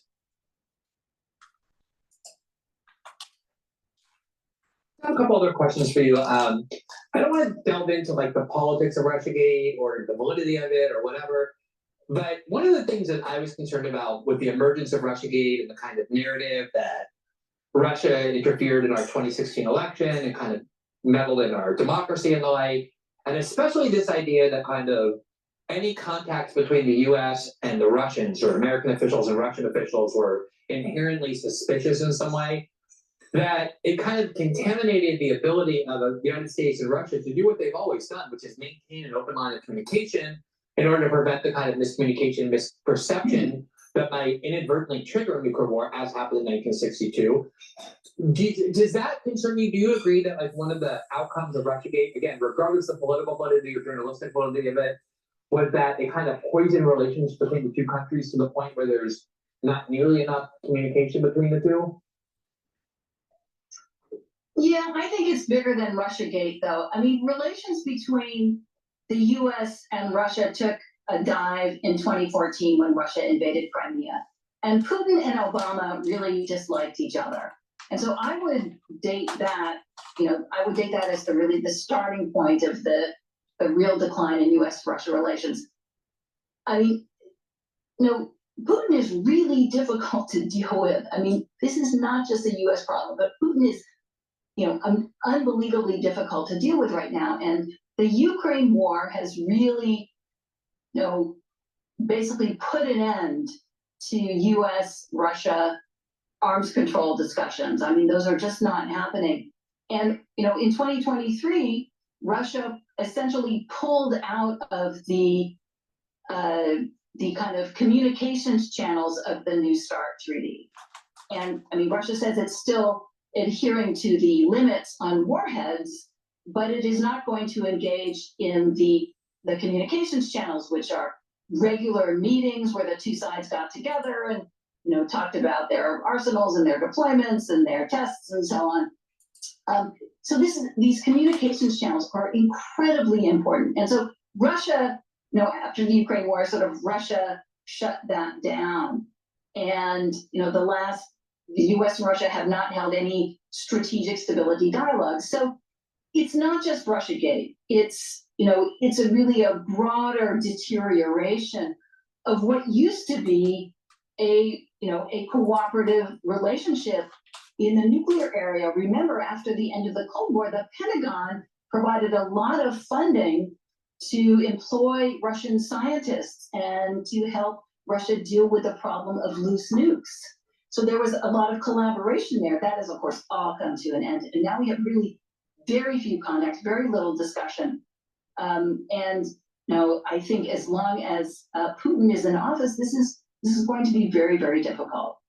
So it's usually one of the focal points of your work and your scholarship is this idea that we need to be a lot more steeped in the history of what happened with nuclear weapons and kind of focus a lot more on the danger.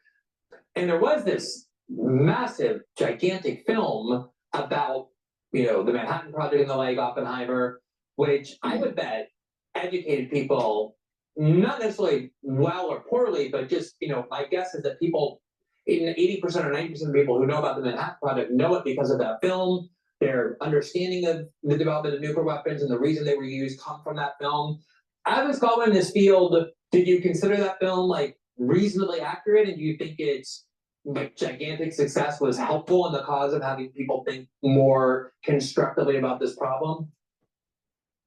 Yes, I do think it was a good film, and I think it was reasonably accurate in the, in terms of the historical figures, the characters, the people in the movie. I mean, there were aspects of Oppenheimer's personal life, maybe, that were played up a bit for the romantic drama part, but in terms of the physics, the science, and the politics, it was largely accurate. So I think that movie was an excellent way to educate the public. I'm glad it got a lot of attention. I'm glad a lot of people saw it, and I hope more people will see it. But we need more of that kind of thing.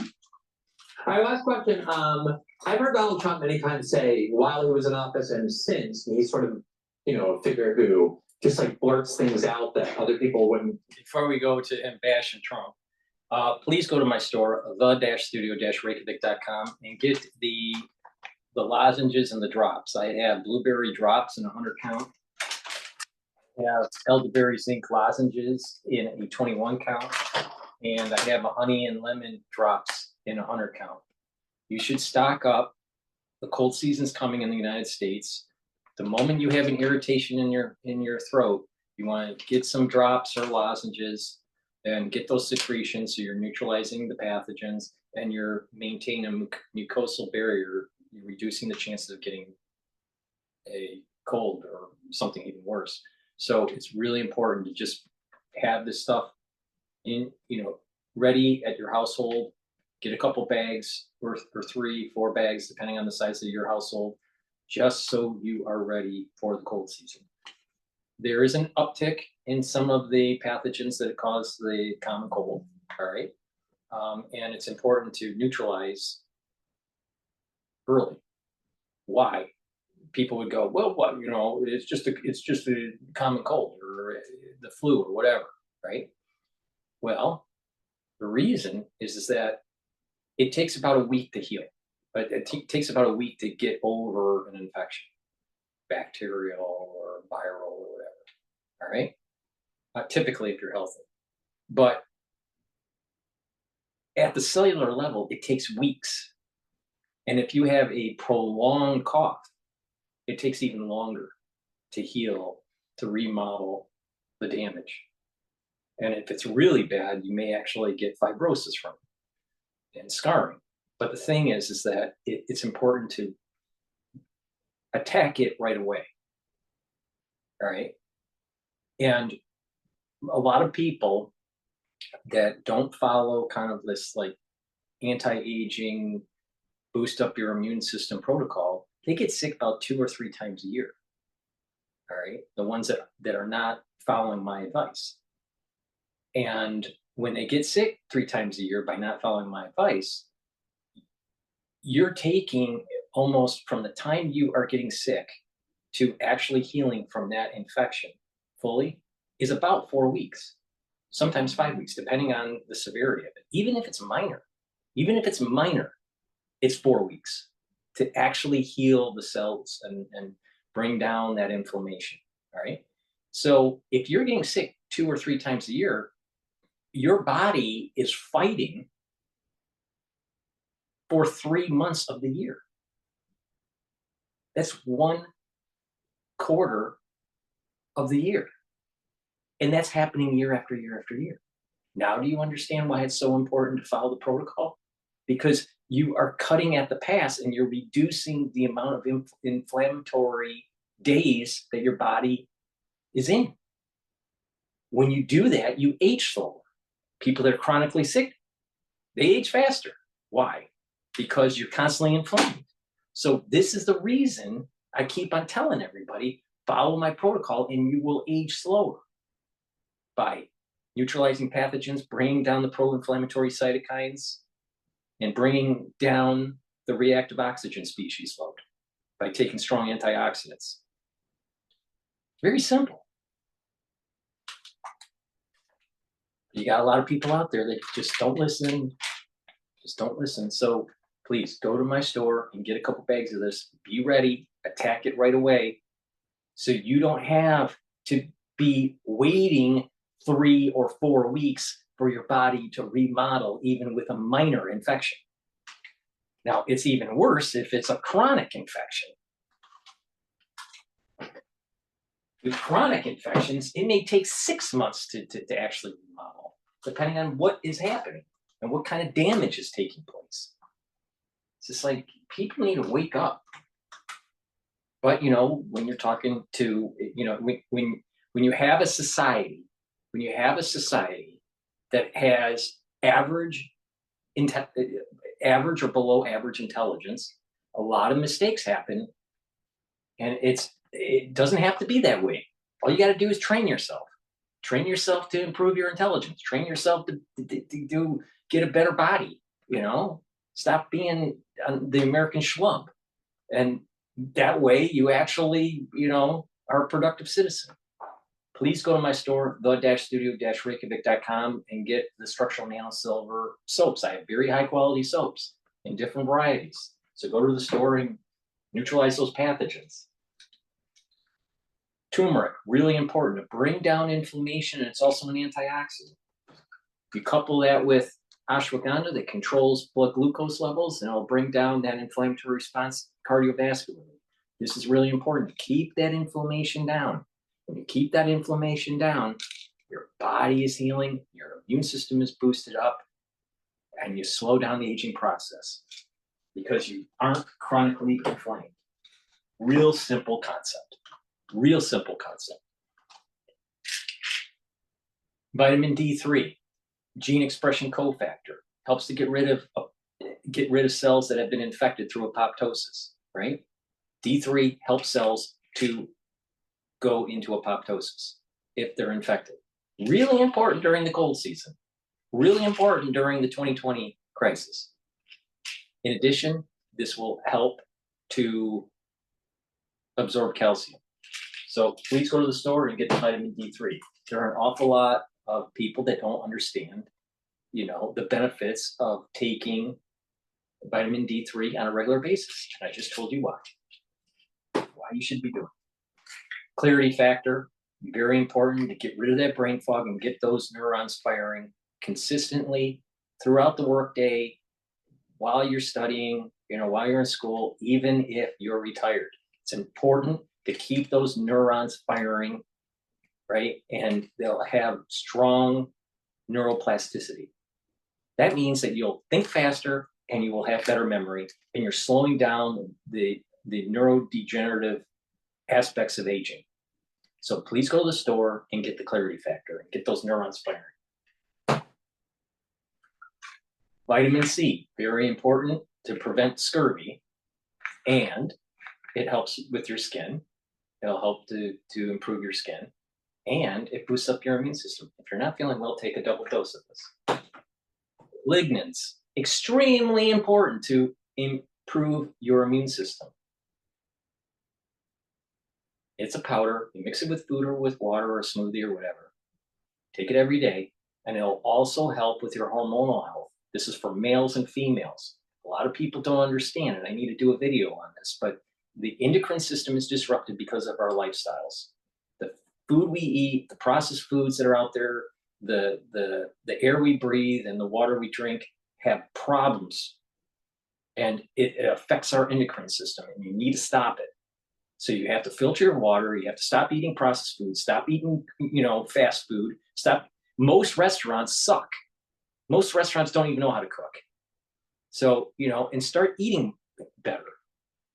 When you do that, you're going to improve your immune system. You're going to reduce the number of microplastics that are going in your body. You're going to reduce the number of PFAS chemicals that are going into your body, and you're going to get healthier.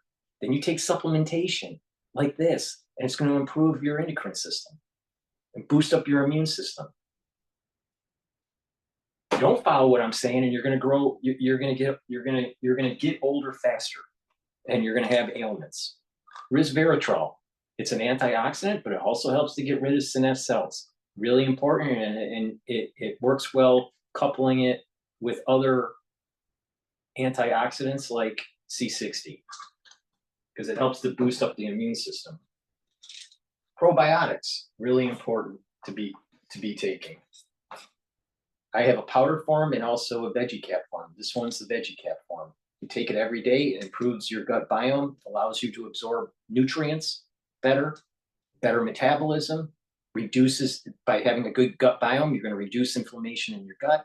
That's going to help boost up your immune system. You're going to get better communication between your gut and your liver and your gut and your brain. You're going to have better mood. So please go to my store and get the probiotics that I offer. It's either in veggie cap or I also have a powdered version. Some people prefer the powdered version and just mix it with their food, which is what I do. And other people prefer to take the veggie caps. So go to my store and get the probiotic.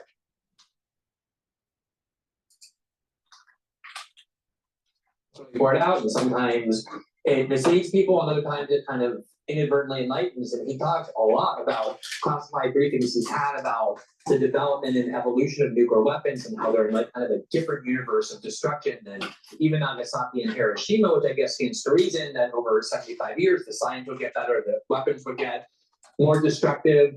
And he talks about it with what I think is a sort of fear. Like it's hard to read him when he's authentic or theatrical, but it seems like the fear is real in the sense that he saw things in these classified briefings that really alarmed him about what these weapons can do. What is your understanding of how different the weapons are that we have now in our stockpile that China has, that the Russians have, as compared to the ones that were unleashed 79 years ago? Well, so many weapons are much smaller than the biggest weapons we ever had. I mean, the peak of the arms race was in the late 1970s, early 1980s. And we in the 1950s we had these. With all due respect, Professor Tannenwald, it's not just the yield; it's also the speed. Things are developing in hypersonic, supersonic.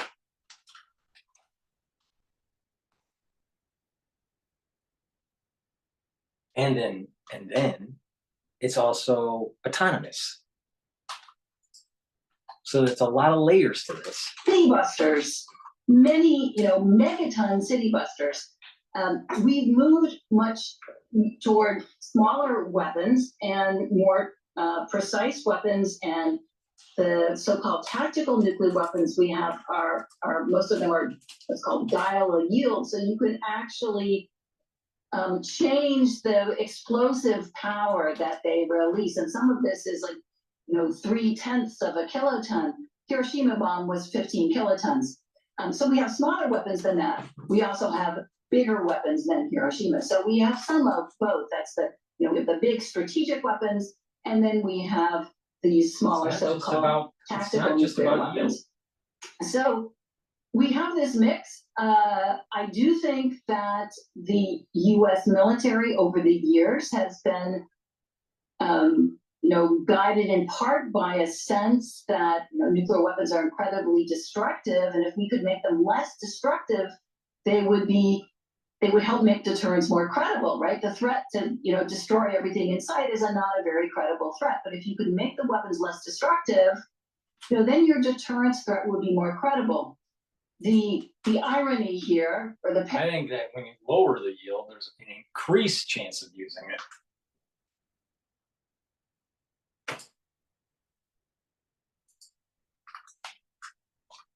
Paradox here is that if you make your weapons less destructive, then they become more usable, and then you're more likely to reach for them, and that would violate the nuclear taboo, and this sort of non-use norm. So there are these ethical trade-offs that make it difficult. Do you want city busters because you'll never use them, or do you want weapons that are more credible but then makes it more likely you'll use them, easier to reach for? So that's the issue.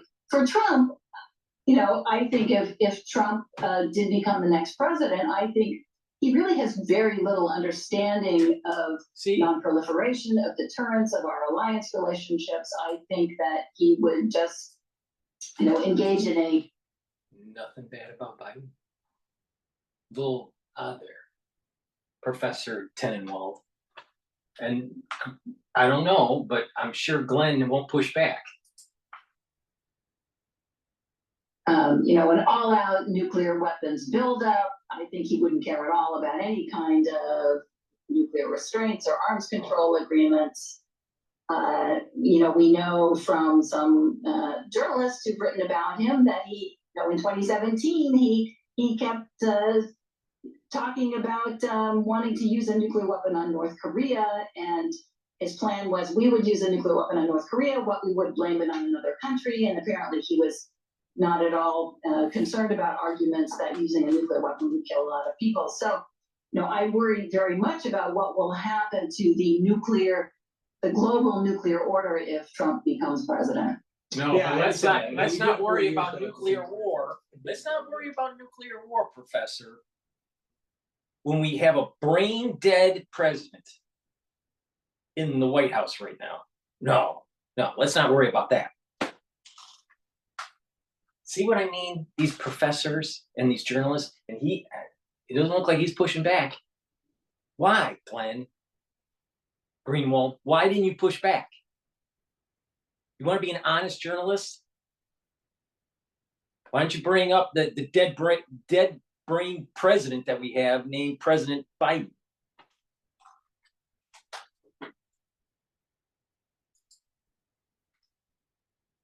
And I think we can take a look at that as well. Well, I'm so glad you came on. I think this issue is of immense importance. It's also a fascinating topic, as you said. He dropped the ball on this about usability and destructiveness, and you mentioned this phrase, "the nuclear taboo," in your last answer, which happens to be the title of your book, which I really enjoyed, and encourage everybody to read it. Kind of delve into this history, not only of why nuclear weapons haven't been used in the last 79 years since we dropped them on Japan, but also why some of those deterrent factors might be eroding. And I really appreciate your coming and on our show, taking time to talk to us about it on this anniversary of the first use of nuclear weapons. Thank you. All right, have a good evening. There is a collective psyche that's like going away. There's a lot of books that have been coming out about nuclear proliferation, nuclear war, and all this stuff. Why? It's almost like a signal, right? I don't know if it's on purpose or it's just some sort of subconscious collective thing that's going on, but something bad is coming. I feel something bad is coming. I don't know exactly what it is, but there's just a collective sense of doom, But the demonization of President Trump, I think, is the wrong way to do it. I mean, if you have a president that is mentally incapacitated, that we have right now, that means that we have a president that doesn't have all of his faculties to be able to navigate through crises that may lead to nuclear exchange. But she didn't bring that up. She didn't bring that up at all. It's demonization of Trump. And Glenn just let it just slide by. I don't know if he's a pro-Trumper or not, but he did not push back. He should have pushed back. It's like, well, wait a minute. Okay, I can concede that there may be concern from your perspective, Professor, with Trump, but don't you think that there's a problem with also brain dead Biden in the White House? Who's running the store? Who has the keys? I think that was poor journalism right there. It's amazing. It's just amazing, how stupid people are. All right, I want to play one more thing. Let's see, maybe.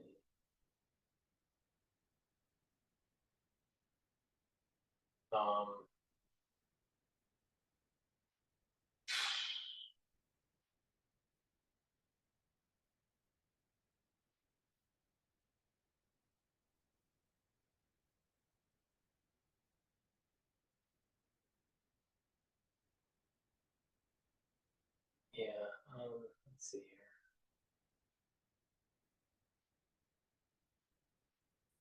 Trying to find what's going on in the news here. All right, I want to drop into Fox News for a sec here. Trump comes to So we easily beat crooked Joe Biden, the worst president in the history of our country. And he's the worst because of his policy and other reasons, but because of policy. And now they decided they don't want to go with him, so they say.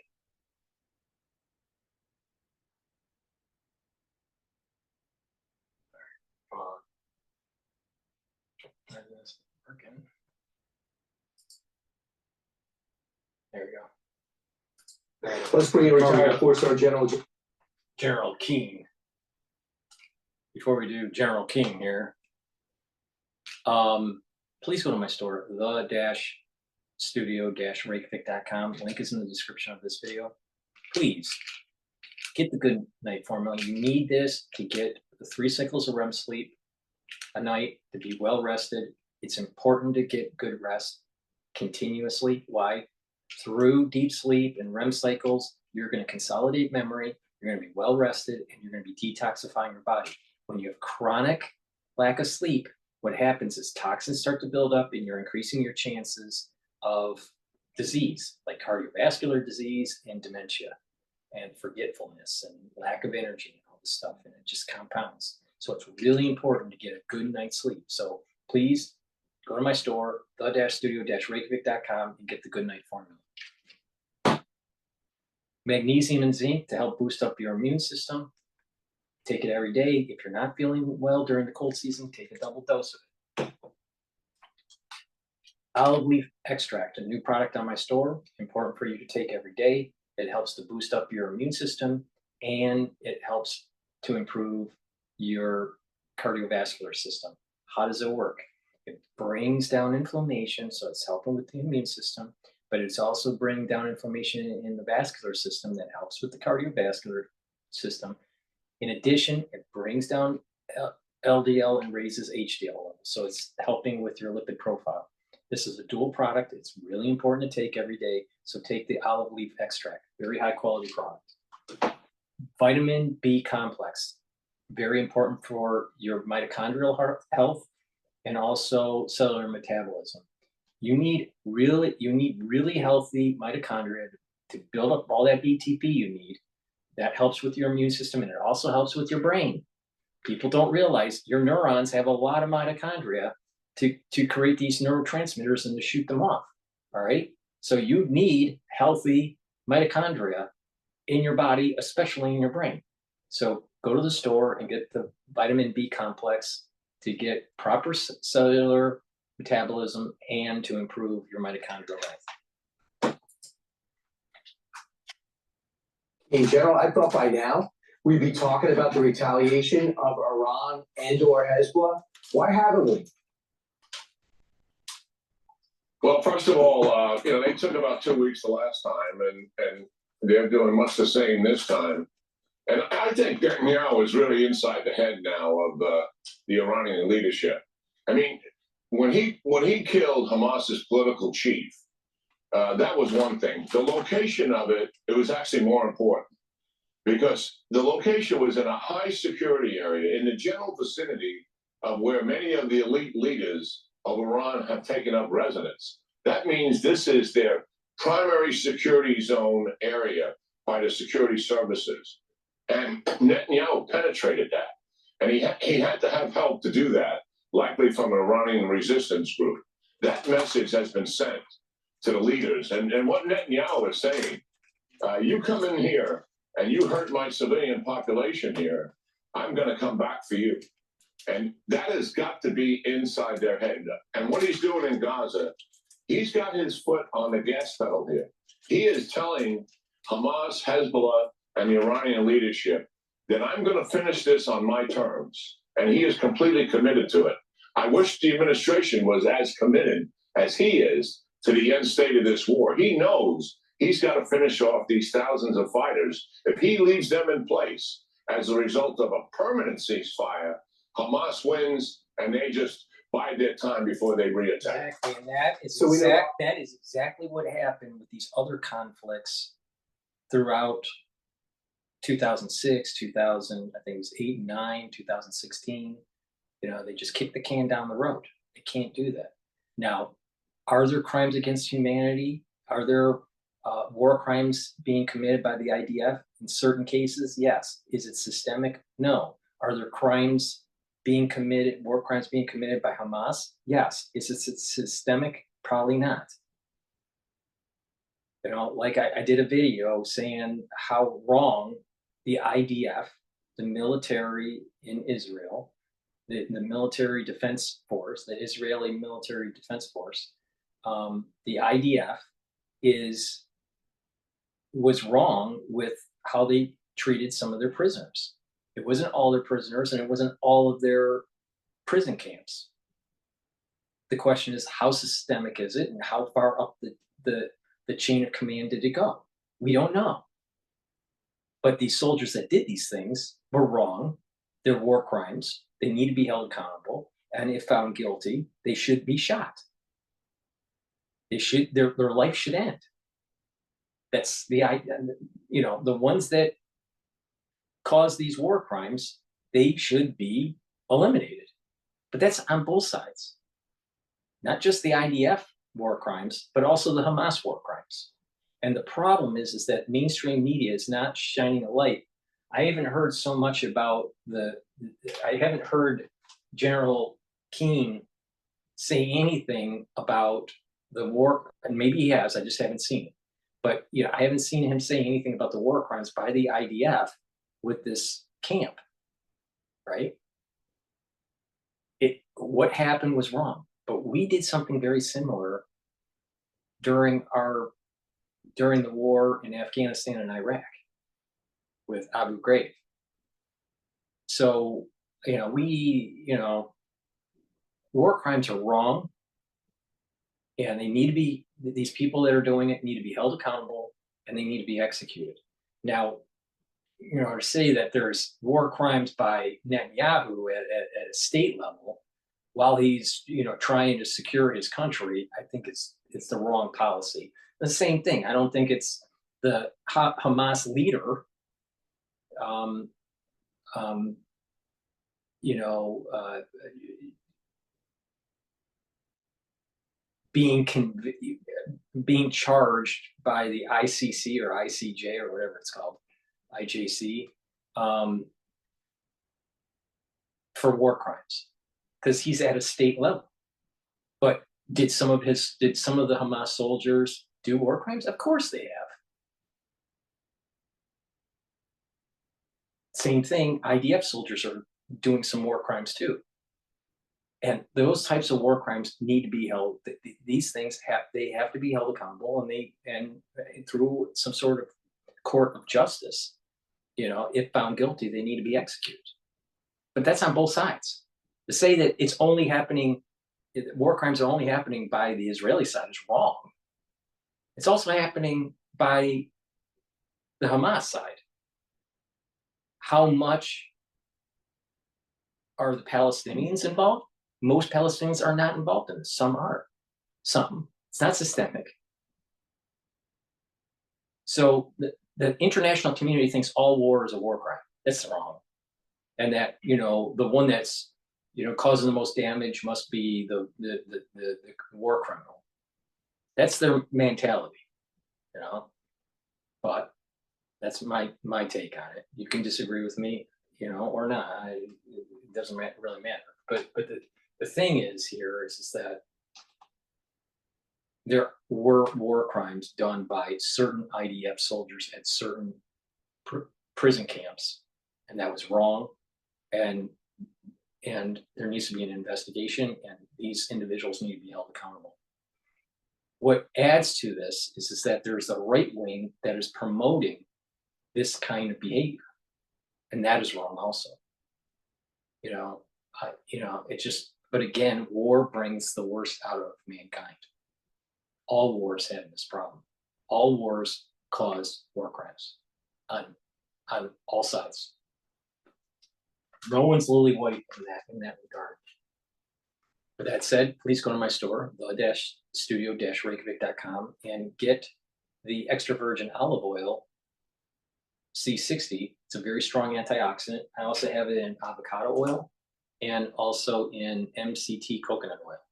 What you do is you take a teaspoon of this a day, and they'll soak up the free radicals that are in your cells, neutralize them, right? They'll neutralize those free radicals and it'll reduce the cellular stress. It'll increase your mitochondrial health and your ATP will increase. A lot of people don't realize that as we age, we build up more and more oxidative stress. If you take a very strong antioxidant every day, you're soaking up those free radicals and you're reducing the stress on the cell and you're slowing down the aging process. That's one major pillar on why you age. There's others, but that's one major pillar. So please go to my store, the-studio-reykjavik.com, and get the C60 either in avocado, coconut oil, or in extra virgin olive oil. It's a very strong antioxidant. Take it on an empty stomach for better absorption. If you're working out, take it before your workout and you'll recover quicker. Multivitamin, very important to take. This is an easy to digest multivitamin. Take this every day, add it to your daily routine. Get it from my store, the-studio-reykjavik.com. Why do you need to take a multivitamin? Multivitamins are cofactors for enzymatic activity. If you don't have the proper vitamins or a low concentration of them, then your cells won't perform as well. So it's really important, especially when you get older, to take a multivitamin. So please go to my store and get this multivitamin.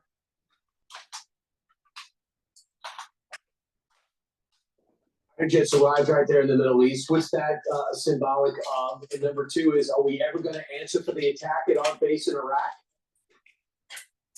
Well, you would have thought we would have answered by now.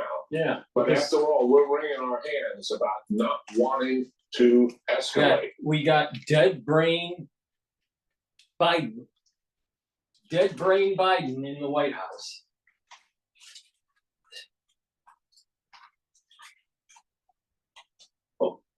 Did they escalate? Of course they did. And that's where we have been.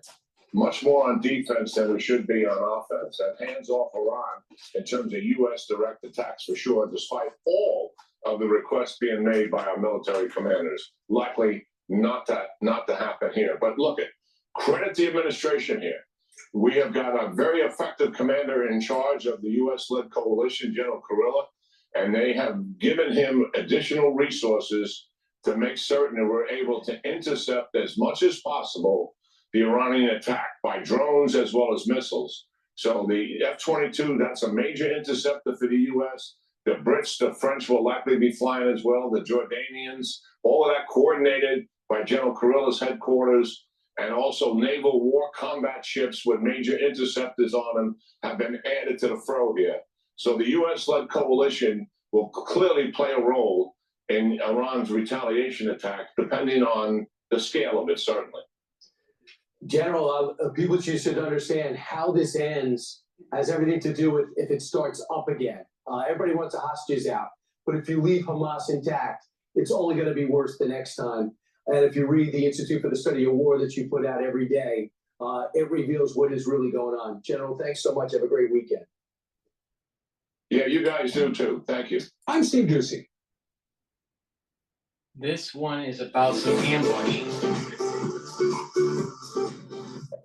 Even the commercials just show how stupid Americans are. God, it's just amazing how everything is just so devolving. All right, so Authorities in this Ukraine's this video here just was published as I'm recording this on August 9th. Russian column purportedly ambushed in surprise Ukrainian incursion in Kursk region. Well, still not commenting. It's day 4 of an incursion into the Russian border province of Kursk. Russian social media is alight.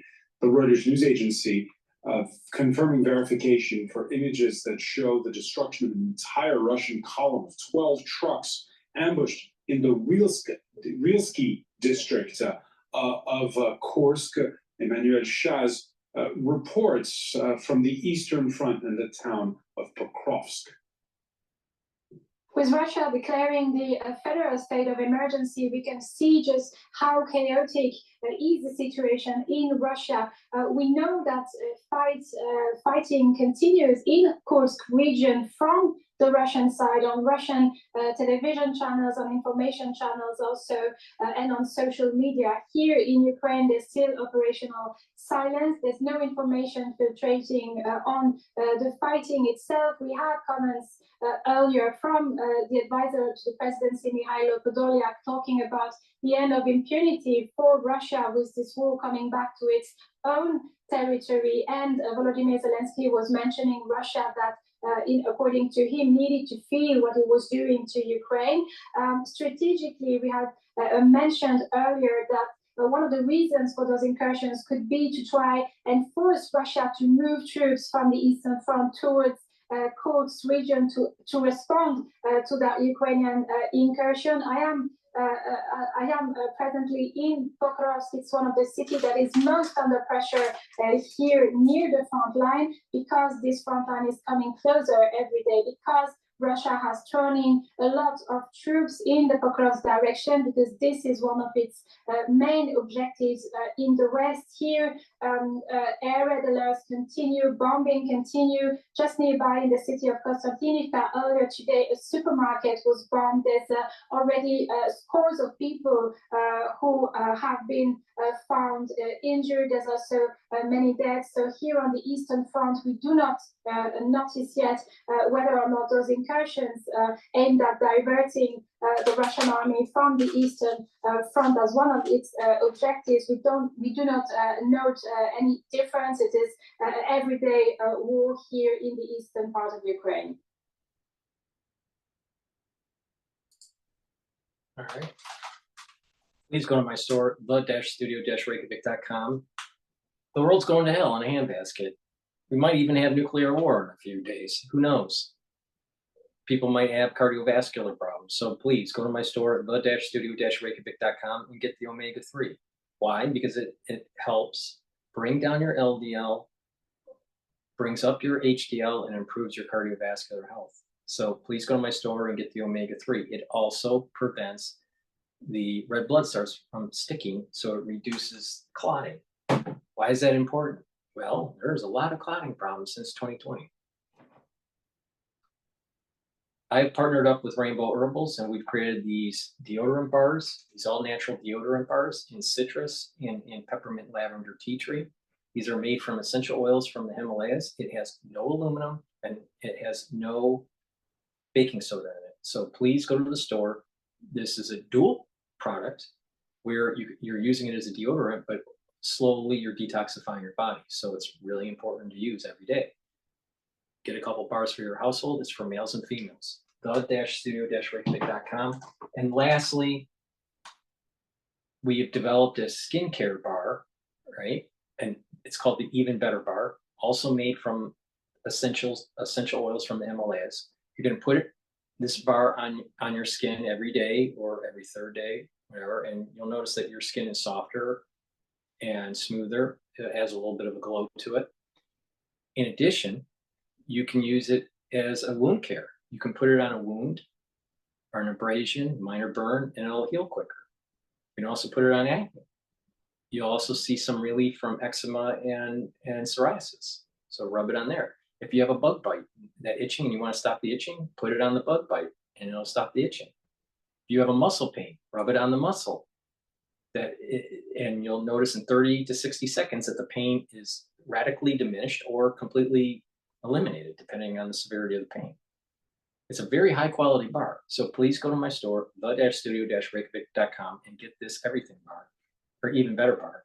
And this Even Better Bar should be in your medicine cabinet, just ready to go, especially if you have kids, because they're always nicking their legs or getting bug bites or whatever. And, you know, if you want it as a skincare, it's a very high quality skincare bar. So please go to the store, the-studio-reykjavik.com, and use it as a utility bar or an anti-aging skincare routine for you. Thank you for listening to the broadcast here. Please share the links. Please ask your social media to follow me. I greatly appreciate it. I have 4 YouTube channels. Links are in the description. I also have Brighteon, Bitchute, and Rumble. Please follow me on all 7 channels.